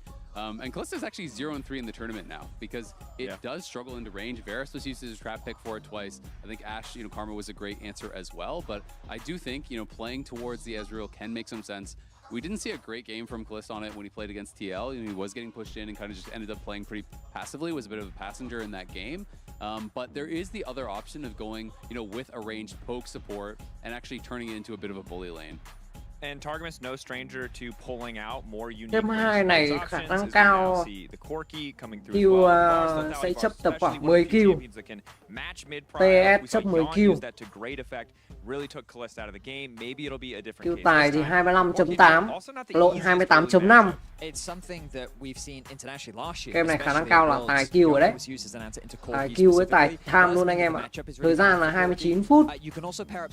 Tôi nghĩ là game này game thứ 2 này khá là căng, nó cũng phải kéo dài tầm khoảng 30-31 phút đây anh em. But when you early prio something like the Yone, this screams Ivern to me. I really think that they should prioritize it. The only other thing I would consider is something like a Jarvan. Tôi bị support chấp nhiều mạng thế. Facilitator, but then you run the risk of Kanavi being able to rely on things like the Lee Sin or something that you can have a lot of agency. And I also think, where's your magic damage coming from, right? That's the other struggle. You talked about wanting these melee carries for Kana. I think the Rumble can be great if you've got the proper setup and execution, but we haven't seen that coordination and fights be there for the side of KC outside of this game that we just watched. I will say though, honestly, like full AD drafts can be problematic if the other team has a true tank, but if they don't, I don't think it really matters. It's much easier to get like AP answers, things like Hexdrinker and Merkers and stuff to like kind of get that in there. I don't really think it's that big of a deal if it is a squishy draft to go full AD, if that really fits the bill. When you talk about Jarvan, I do think it can be a strong answer, something difficult to deal with as long as it has die buddies for Varus, who's so reliant on the flash then to have any safety, especially if Varus doesn't have an enchanter pairing, then dive can become really, really difficult to deal with. And that is something that, can really work to their advantage. And that's one of those things where the Maokai ban, while it's very targeted, taking không ai nghĩ là game đầu mà Top Esports lại thua được anh em ạ. Reliable engage and also some of the best disengage in the game to stop people from getting on that Varus, to punish people for overcommitting. We are waiting on updates from our competitive operations team as to what's going on here in the draft. For those who missed it, we were a few. Anh em cần gì cứ liên hệ em Bún ở phần him comment anh em nhá. There was a moment where Azale started to believe, and so we just had to have a quick retro. The doubt is back. Issue should be resolved. Yeah, we don't want to unconsciously cast or curse anyone playing on stage. Exactly. But of course, for all real updates, we'll let you know. I'll read something pre-scripted to make sure that it's official. I get nervous about KC playing anything too volatile. I think if there's one thing we've seen over the few days is if mid-game compositions that have limited windows of opportunity have not been good for KC. I feel like quay trở lại là với Ban Bích. This is the opportunity to kind of throw it all out there because they're in a very difficult position. They're 0-2 and they have to basically win out to get through. I'm not sure if you're mathematically eliminated Top already. mid But like, dành cho most of Grim. the options are pretty Thất dừng cho Canavi. Oh, because you lost the head. Vậy bây giờ sẽ còn 2 slot support và So it needed to be a three-way tie or something weird. support So và it's top. you probably need to win 2 series in Chưa a được row. lộ. You see a good angle, go for it. Phía bên này thì Vandy thì sao? Is something that could be problematic potentially if you do go towards Ivern because you can just power farm so quickly. Go for the Leona. I mean, I hope that he's got something prepared for the jungle because like we've talked so much about the Ivern. Leona đã được khóa cho Taga. Karthus. I mean, you can also just go something basic in like Xin Zhao or whatever, right? Sure, I don't love that into Karthus though. No. I mean, right now the biggest green flag for KC is that the front line from top esports is very weak. Bear in mind, 369 no stranger to playing the tanks. KC hình như là LPL đội tuyển của Pháp đúng không anh em nhỉ? In the world, I remember his Ornn still. Like, there's a lot of potential for him to provide that front line. Yeah, Poppy ban also makes a lot of sense. Yeah, because I think Chris could have easily gone in towards a Poppy, answer the Leona, and then you can't actually look for any hard engage, and then you're just kind of pushing in the Ezreal nonstop. That can be pretty difficult to deal with. But yeah, I mean, I think based on the draft, we already have like 3 hyper carries essentially on the TES side. So I think that basically the last 2 picks you're looking for are facilitators, and that's what should be targeted in the bans here from KC, right? You've already banned out the Poppy. You are, to me, TS thua 2-0 thì cười điên này. like an Alistar or like a TS mà Nautilus thua or something 2-0 like đúng that cười điên. to potentially take that away, or another tank top for 369, and then trying to set up for a potential really good ban for Karthus, rather for Kenna, but it is going to be the Alistar kind of like I expected. That Kennen ban does lead me to believe that 369 is thinking about the Jax Ornn. or Ornn. Yeah, Jax is also a possibility. Yeah, I think Jax, you know, is kind of the one that a lot of people look towards really commonly. We saw 369 even playing it into Zeus in their matchup. That's a matchup that he particularly likes quite a lot. So it does lead me to believe that he could be thinking about that. One of the things I will say, you know, while I was initially thinking about like tank and engage, if you go towards side lane champions like the Jax, Karthus can really enable you to get control and get those solo kills. Well, it's not a solo kill, but like get those kills in the kind of isolated 1v1 a lot more easily because the Karthus ult can come through and really kind of change things up. Are you still excited about the Ivern Vetty despite the fact that there's Karthus locked in? The beautiful thing about Ivern is because you get to build Rush things like redemption. I think that like you have a lot of itemization to help mitigate a lot of the burst. Event đi rừng à? Locket that's likely going to come through from Một the đội Leona. hình book khá là tuyệt vời, book và tanh khá tuyệt vời đến từ vị trí của KC anh em ạ. Inherently have a lot of range, but you're also best supported by the Yone. I do think Casey's looking at a carry to round out this composition. The question is, it's going to depend on what 369 brings out in top lane, whether it is something fully tanked like the Ornn or something a little bit more like Kassan. I'm just really interested to see what they go for the top lane, right? Because if it is going to be more of a side laner, you know, things like we talked about, like the Jax or whatever, or if it is going to be something like an Ornn. Because if you do go Ornn, one of the things I really like about it is that it's non-committal engage. You're not throwing your body combat. And that's one of the things that can be difficult for them to deal with. This is a bit of kind of like bridging the gap. It's kind of an in-between pick, which I do like. You have the ability to play heavily through side lane. It's not that easy to counter because most of the counter picks are things that are really heavy commitment, things like Quinn and Aurelia. Nhưng mà tôi vẫn đánh giá cao ban pick của KC nhá. Might not see Kana feel comfortable playing. He has the support of the Karthus to play through sides. He can be strong in the 5v5. So I think it is a pretty flexible pick and an intelligent one to really round out the draft when you are playing blind from this spot. Whereas, you know, if you were to go towards something like the Ornn and you run into the Aatrox, that's going to potentially be a lot more difficult. And this is going to be a really exciting game, I think. I don't know how I feel about the Aatrox, but what I will say is that top esports, I think they have a lot of agency in the early game.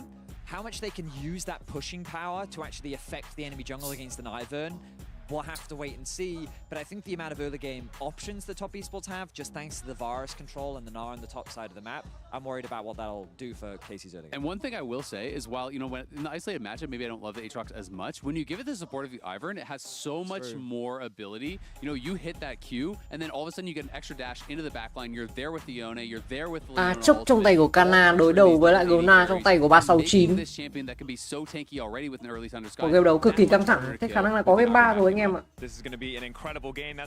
Rồi chúng ta sẽ đấu với lại game tiếp theo thứ hai. Khả năng cao là có game 3 anh em ạ. For that great breakdown of the draft. I loved the Ivern call into the Karthus. I think it's going to make a lot of sense. And I think that with this draft, Karmine Corp have a legitimate chance to take another game here in this second one, just right off the bat. I mean, they certainly do. I feel like there's a lot of variance in top esports play, even just at this tournament. Overall, you know, throughout the history, yes, and just Ủa, cây si đội tuyển của Hàn à? And so, you know, especially Kanavi. So we'll see. Of course, Karthus passive is quite nice if you are in the mode where you're going super deep. Being able to cast from death can be quite nice, but very, very interesting drafts this time around. So excited to track this one because he has a 40% win rate on Karthus jungle so far. Only 5 games, so you know, not the biggest sample size for him, but let's see how it operates this time around. Well, Yike on the Ivern coming in here. And as the desk was mentioning, you can set up brush, you can set up a bunch of shields, and you can go redemption first from the jungle. So it really offers you a lot of answers into the AoE magic damage from the Karthus. And it's a pick that he's comfortable with. It can go well with the Aatrox, the Yone, and the Ezreal as well. So really feels like it offers a lot to this composition. Not to say that top esports' one isn't that good. I just think that the Ivern specifically is quite a nice one. Cream here on the Corki, going to try to get it started very early on. A relatively common answer to the Yone we have seen this season. Yeah, definitely true, and should have some lane priority. So with lane priority, I already see some Karthus movements on my screen on that mini-map. And Kanavi coming over with the Raptor Ward. They want to punish the channeling here from Ivern. While Ivern is still level 1, the freshly channeled camp here wants to invest in it. So Yike is going to counter with his smite. But now, without that smite, is going to have super disrupted path. And Kanavi knows he can keep this up because look at the solo lanes. When you draft strong solo lanes, Thì kìa, chị chỉ ăn được bãi chim thôi và anh ta đang bị Kanavi quá ép. Rất khó chịu đến từ vị trí của Zaki. Harassing. Looks like they're going to circle back around. You actually didn't give up on it, and that means it was actually kind of good because you get the delay time, so the loss of your smite doesn't hurt as much because your other previously channeled ones fully channel, and so in the end, it actually Clear dừng cực nhanh đến từ vị trí của and Yike was Ziki. kind of happy with it. So little roller coaster of emotions there. I thought Kanavi was going to be able to go through and keep up the invade for sure. Oh, we got a bit of a fight down here. Một pha ganh ép Lucky Love mất lát. Creep cũng đã mất lát. Anh ta phải nằm lại. Một pha clear dừng cực kỳ nhanh đến từ vị trí của Ziki anh em ạ. Anh ta đang rình rập, anh ta đang muốn vào để xem là Kanavi đang chuẩn bị ăn con đá hay là ăn con red. Vậy là Kanavi đã ngợp rồi. That was just such good response from Yike. Gets off the first gank, you know, and is able to delay as well when both of them delay their timers. Goes back, picks up the full channel. Huge. And that's the thing. I mean, an Ivern can make a gank like this happen. A Karthus cannot. The Karthus wants to be just power farming, but as you mentioned, he wasted so much time just invading for nothing, essentially. And this is what it amounts to. Yike's just able to get down here, land a đáng lẽ ra là phải lát sớm anh em ạ. Không lát sớm thì không được. Really big. Look at that. This is, of course, outside the arena at LOL Park. Watching all the KC fans. They're still sitting though. No, not standing up. You know, it's really early in the game. Okay, still early in the game. Everybody, hold on. They were pretty hype at the beginning of the tournament, so they wanted to, you know, tone it down a little bit just to make sure that this one was for real this time. And it might just be. It might just be. So after all of the shenanigans that we had early on in the game, that ended up with the first blood in the hands of Yike himself, actually, on the Ivern. They did go back to their full clear there for Kanavi after he used up his time. So now with the all camps down and looking for the reset here, right back out. Looks like maybe make a pass towards mid lane there first while he's waiting for the respawns. Of course, he took his blue buff and then like used up a bunch of the time, so his second spawns of camps, even though he did do the full clear, are going to be delayed on their respawn. So definitely a little bit of extra pain there. Yeah, he kind of just run around. He's going to go back to his Raptors as they have completed. Now he can go back to the Wolves.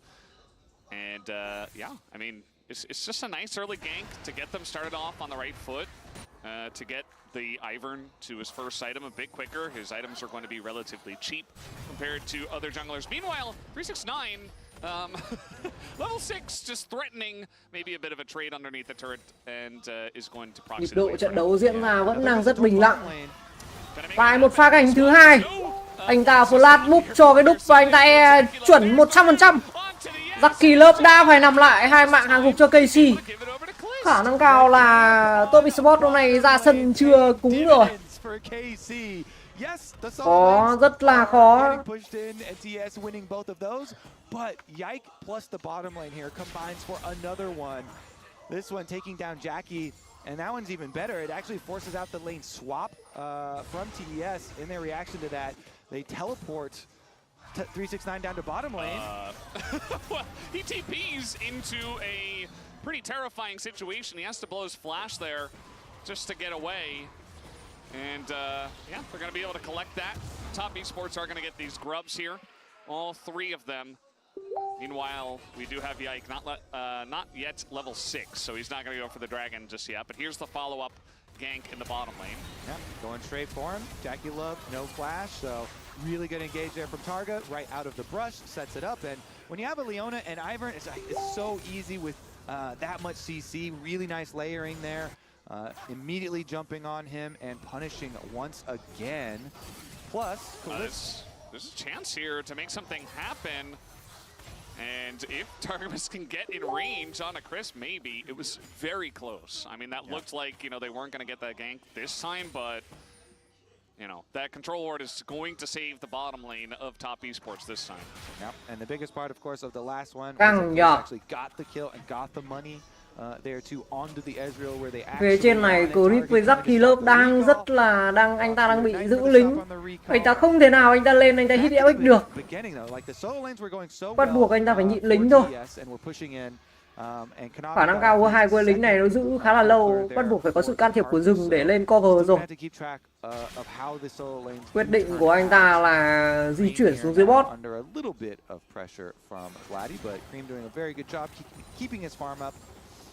As well as a decent amount of harassment. Trông hôm nay Lucky Love và Grip out trình lắm luôn đấy. Phía dưới này 369 đang có dạng na khổng lồ, liệu rằng anh ta có muốn chơi hay không? Anh ta không muốn chơi. Và dưới này là một pha hất không thành công đến từ vị trí của 369. Đang có một pha muốn băng trụ con chốc của Kana. Người đá đã được gọi ra, liệu event có cover kịp không? Lucky vẫn cover kịp. Và đây là một pha phản công, liệu rằng 4 thành viên của Top Esports có rút về được không? Level 5 đến từ vị trí của Varus, Lucky Love và Grip. Level 5 thì rất là khó để đai. Bắt buộc là cả hai đều phải level 6. Chênh lệch về cấp độ đang gây khá là khó chịu cho Lucky Love và Grip.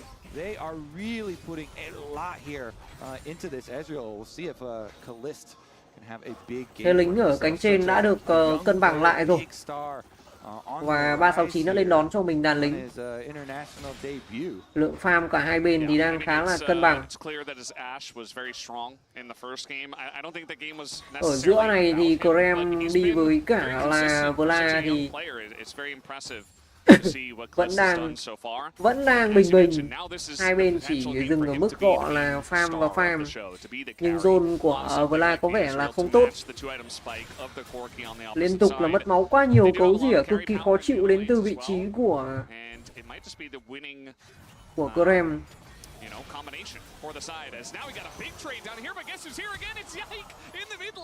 Đoạt mệnh thành công, anh ta lấy đi 80% máu của Krem.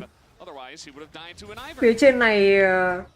Phía trên này Canavi đang muốn ăn cho mình con sâu lượt sâu thứ hai. So we had some counter jungling going on during Yite's visit towards mid lane, so Kanavi was able to get a tiny bit of counter jungling down off those crows. Grim đã phải về và TP ra thôi. Phía dưới này thì Taki Love với lại Khalid thì đang khá là ngợp.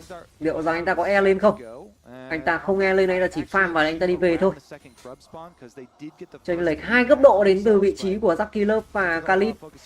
Một pha giữ lính cực kỳ tuyệt vời của cặp bot bên KC. Phía bên này Vla đang giật E lên chém nhưng mà anh ta chỉ cấu được một lượng máu nhỏ của Grim thôi.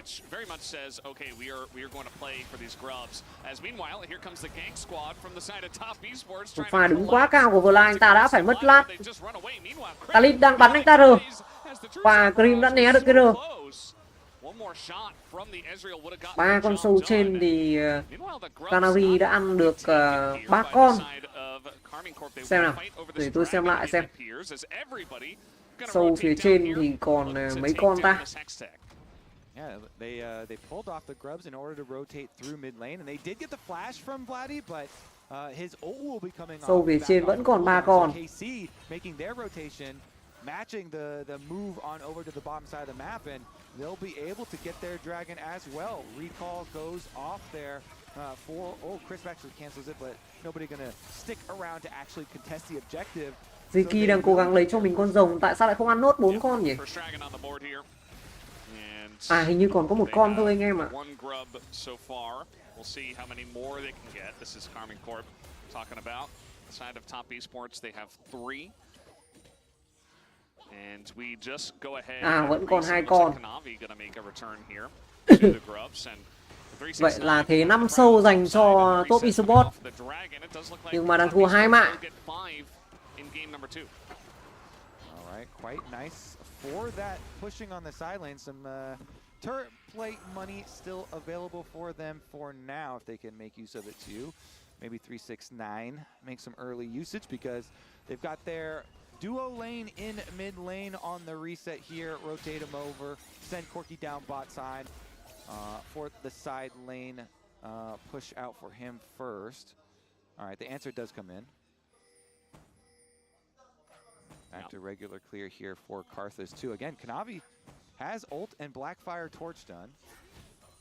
So at the ready, if they do try and push too heavily, and we do have a bit of a rotation down towards bottom side, so it might be the side of the fight. Even though Kanavi's clearing his top side, of course, Blackfire Torch plus his ultimate would lend a substantial amount of damage to any skirmish.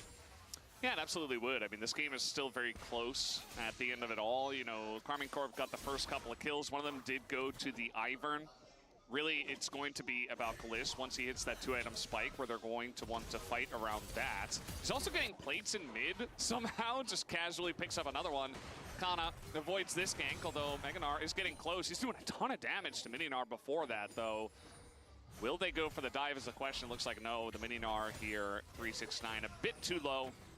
Yeah, and they won't commit to it. Navi just checking Krugs there, see if he can do a little more counter jungle and keep his farm up, but no Krugs there, so just the Scuttle Crab for him, and not really exploding too much, so it's just going to be, again, the reset. This time, Chris actually hovered bottom side.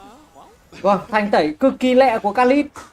Nếu pha đấy mà anh ta không thanh tẩy kịp thì anh ta đã phải nằm lại rồi. As he did, of course, arcane shift into the Varus, which made it very easy for the chains to hit. As that's going to be một pha thái dương hạ sàn của Leona bắt lại Canavi. Canavi đã phải nằm và Ziki cũng phải nằm luôn.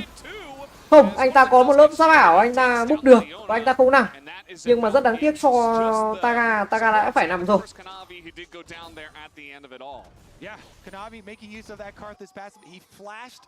Khi anh ta nằm xuống thì anh ta gọi được khúc cầu hồn. Gỡ gạc lại cho mình một mạng của Taga. Not too much as far as objectives, but the plate money in their favor. We kept on mentioning how many plates Kalisz was getting, but here's another look at the engage. So they full send on Kanavi. Kanavi's going to try and make the most of it, flashing in so he can get the extra distance here, but Yike with the redemption, Yike with the flash over the wall, and then he shielded himself, so he lived and limited the counter kill to just being the one there, going over onto Leona. There was that one ward that spotted Targamas going in, right? And also saw Yike going in, and still Kanavi was like, no, we win this fight. I'm just going to send my Karthus self into it. I am going to die, but we should win and get ahead from it. Unfortunately for them, they didn't, actually. It was Karmine Corp who got a couple of kills instead. And, you know, maybe he was able to pick up a Dark Harvest stack here or there, but it's not really worth it, I'd say, by the end of it all, as the MasterCard lane economy snapshot is going to show that KC is ahead, especially in the jungle, and the 80 carry role is the big one. Cream, though, getting pretty decently fed himself. Yeah. And these leads right now are super, super minor, just, you know, a couple hundred gold, so not resulting in, you know, big item completions. So, but I mean, honestly, the redemption plus the shield just being just enough there for Yike to survive last time actually ended up being quite substantial. Now we've got another look up towards River right now. I mean, they do have the early push here with Varus towards mid lane, and they're kind of moving in. You can see on the mini-map here to try and retake these control wards, but Yike using the Ivern Brush, kind of camping here, keeping the vision, defending their wards for themselves here for KC, because they don't want to... Không, hôm nay top eSport đánh nó cứ ao trình kiểu gì ấy. Yeah, Karmine Corp definitely want to stake their claim on this objective, and you can see that TES just moving entirely away from it, as Kana has gotten the message. He says, okay, abandon ship, I'm already pretty low. And it's stolen, the Scuttle Grab by Kalis very casually, just like, yeah, what's up, thanks for the free gold, buddy.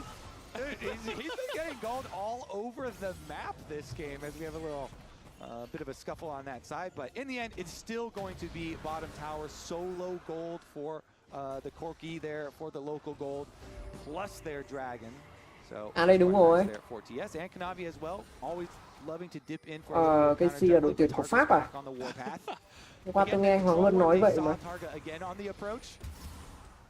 Yeah, I saw him coming, and he's just going to be able to hex flash over the wall. That's pretty nice for him.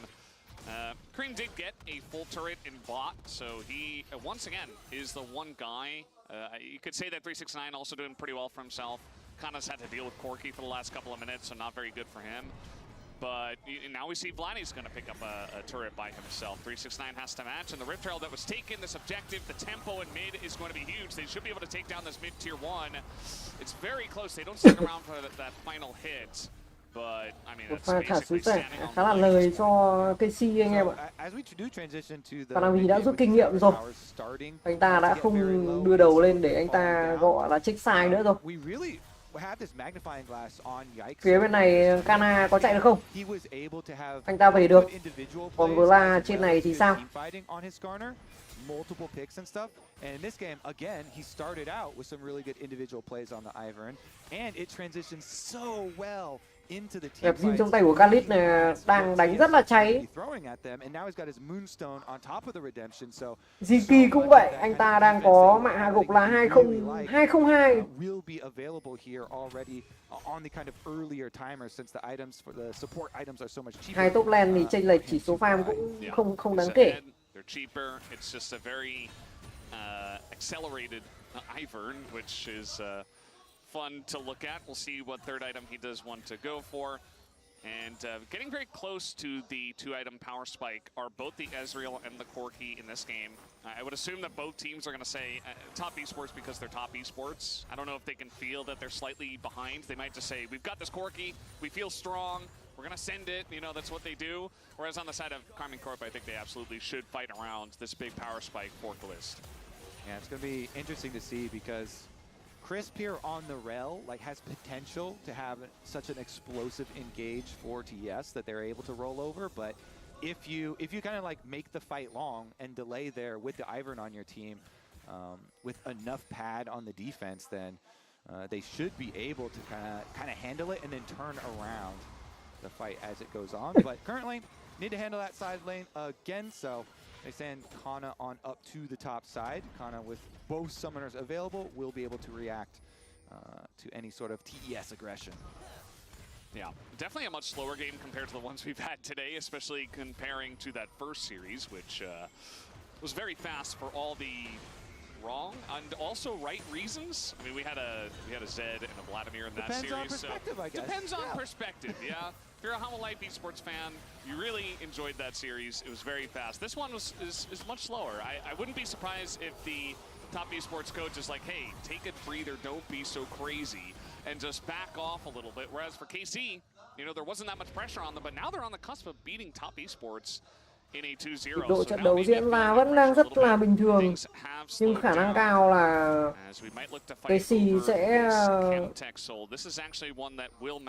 chiếm thế thượng phong. Vì tôi thấy Khalid đang đánh rất là tốt. Could be a big swinging point. I mean, topside also 369 there. He got a good individual chunk onto Kana, as well as then being able to return, push in that minion wave. They had vision on the Ezreal on the rotation over, so good movement again by 369. Một cái dây chuyền chuộc tội như thế này thì có thể là cứu được 5 thành viên khi mà hết máu. Phía trên này Kana đang có vẻ thất thế hơn so với 369. Anh ta đang bị ép lính rất là nhiều.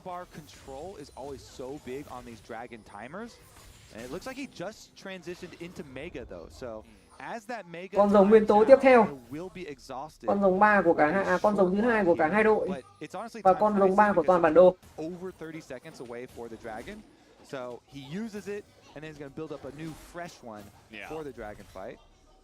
Should be on time. We also saw that top esports members were kind of hanging around the rồi Cream đang lên cho mình được 2 món rồi. Qua đất gồng quy khá là đau. Cùng ánh sáng được phóng ra. Canavi đã mất tầm khoảng 1/4 cây máu rồi. Con rồng nguyên tố đã xuất hiện. Không biết là đội hình giao tranh như thế nào đây. Rồi người đá đã được gọi ra. Khalid đang cố gắng, anh ta né được cái chiêu cuối của sợ trích tội lỗi của Jackie Love. Phía bên này Vla đang cản vào, anh ta chém, anh ta giật về. Con rồng này rất khó ăn. Phía trên này thì Kana đang bị 369 đánh từ nhà tới trường. Q1 tốt, Q2 tốt, Q3 anh ta đã flash né, TS đã flash né, liệu rằng anh ta cũng né luôn. Q1 xịt và anh ta chạy được. Kana đã chạy được. Con rồng nguyên tố thứ hai dành cho đội KC. Cùng ánh sáng bắn ra liên tục và Thái Dương hạ san đã được áp xuống. Khalid đang lướt lên bắn, anh ta còn một ít máu nhưng mà anh ta được cover bởi Ziki. Khalid đang làm khá là tốt trong một con bài FGU trong tay của anh ta.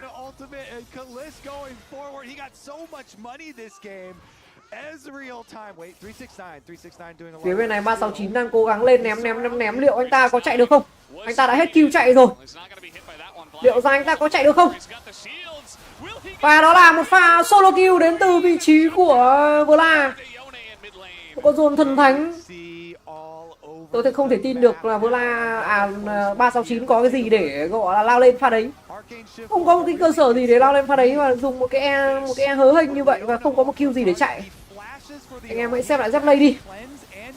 Lucky Love đào thoát được nhưng mà Cream thì không. Phía bên này Kana đang bị Canavi và Cream sấy rất là đau. Khalid đang cố gắng lướt lên. Anh ta bắn, Cream đã phải nằm lại. Game này cực kỳ căng thẳng, Taga vẫn đang cover cho tất cả team.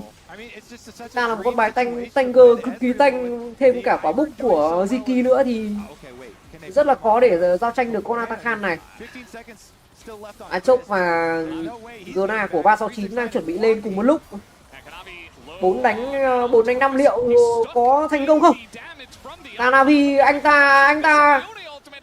Canavi đã né được cái Wow, trông rất là ao trình đến từ vị trí của Ziki và Vla nha. Một pha con mở combat không thành công. Rờ hụt đến từ vị trí của Vla và cuối cùng thì anh ta đã không thể. Rồi đã có na khổng lồ. Chắc chắn là phải bỏ thôi.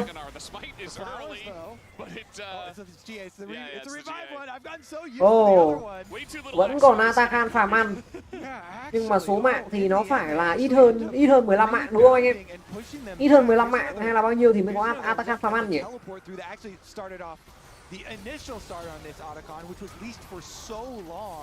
This one is the one that led to Chris' death in the very beginning. Kalista again on this Ezreal. Got so much money early on, has the freedom here to just jump forward and start it out.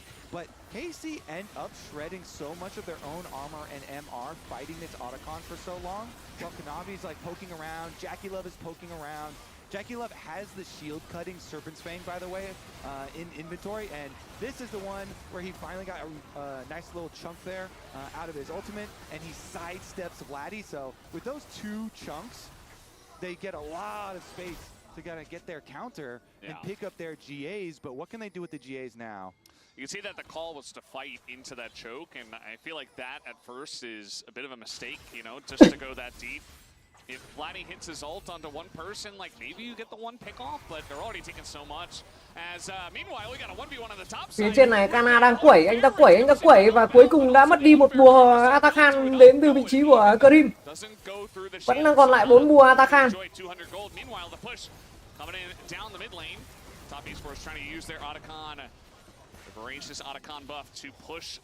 Khalid đang cố gắng né vừa bắn. Phía bên này thì Jackie Love kéo khung không thành công. Liên tục là những pha e lên đến từ vị trí của Khalid. Khalid nói là tôi không sợ, tôi cầm con đẹp diêu này bắn rất cực kỳ đau.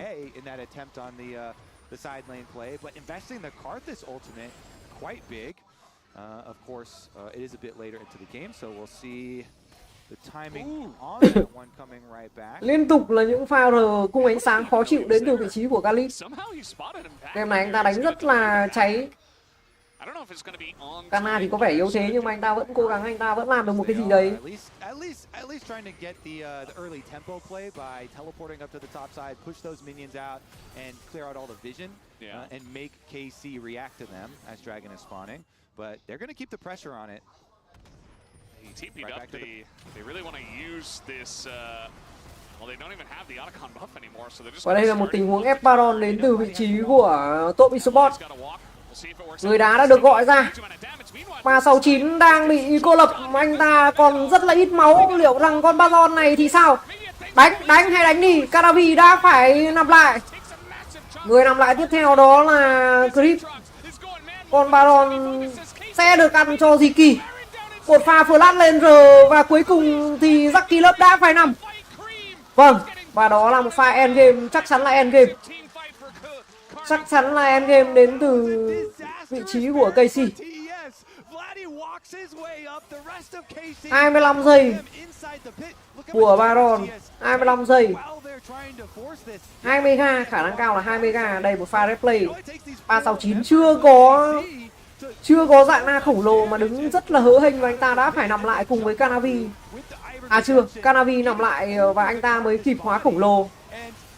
Anh ta giết được Kana nhưng mà cuối cùng thì một pha flash rờ đẹp của ra Vla thì anh ta đã làm hết. Vla đã bung quả rờ lát quá đẹp. Trước khi rờ anh ta đã quệt vào người được Jackie Love nên là khi mà anh ta giật E về thì nó đã ok rồi. Vâng, vẫn chưa có Mega dành cho KC.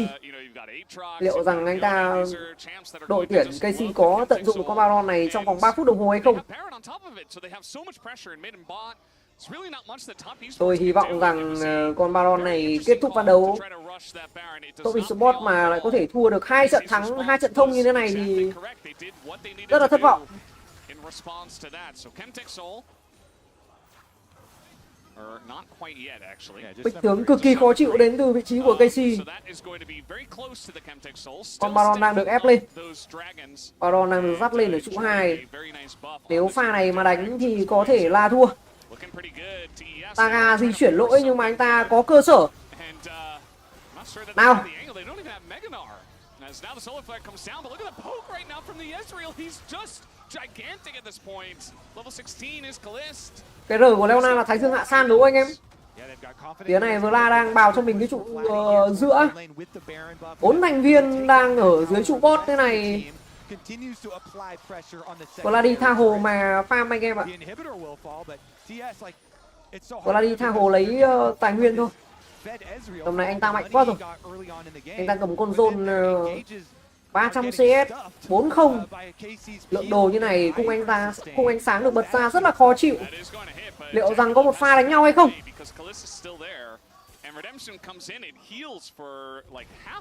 Taga cực kỳ trâu. Đáng lẽ ra là chúng ta nên gọi khúc cầu hồn trước khi mà cấu rỉa combat.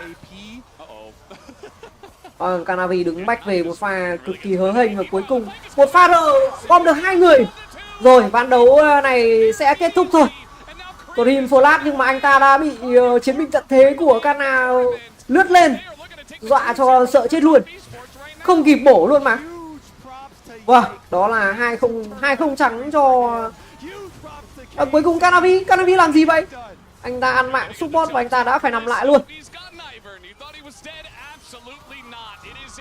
2 game đấu cực kỳ căng thẳng. Không thể tin được top eSports, một đội tuyển hàng đầu như thế mà lại có thể thua được đội tuyển Casey. Rất là nực cười. Không biết chắc điều gì được cả.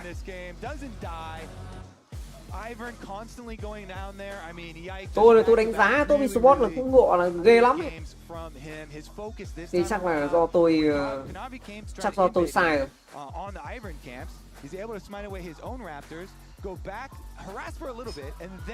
Thôi, hẹn anh em vào ngày mai nhá.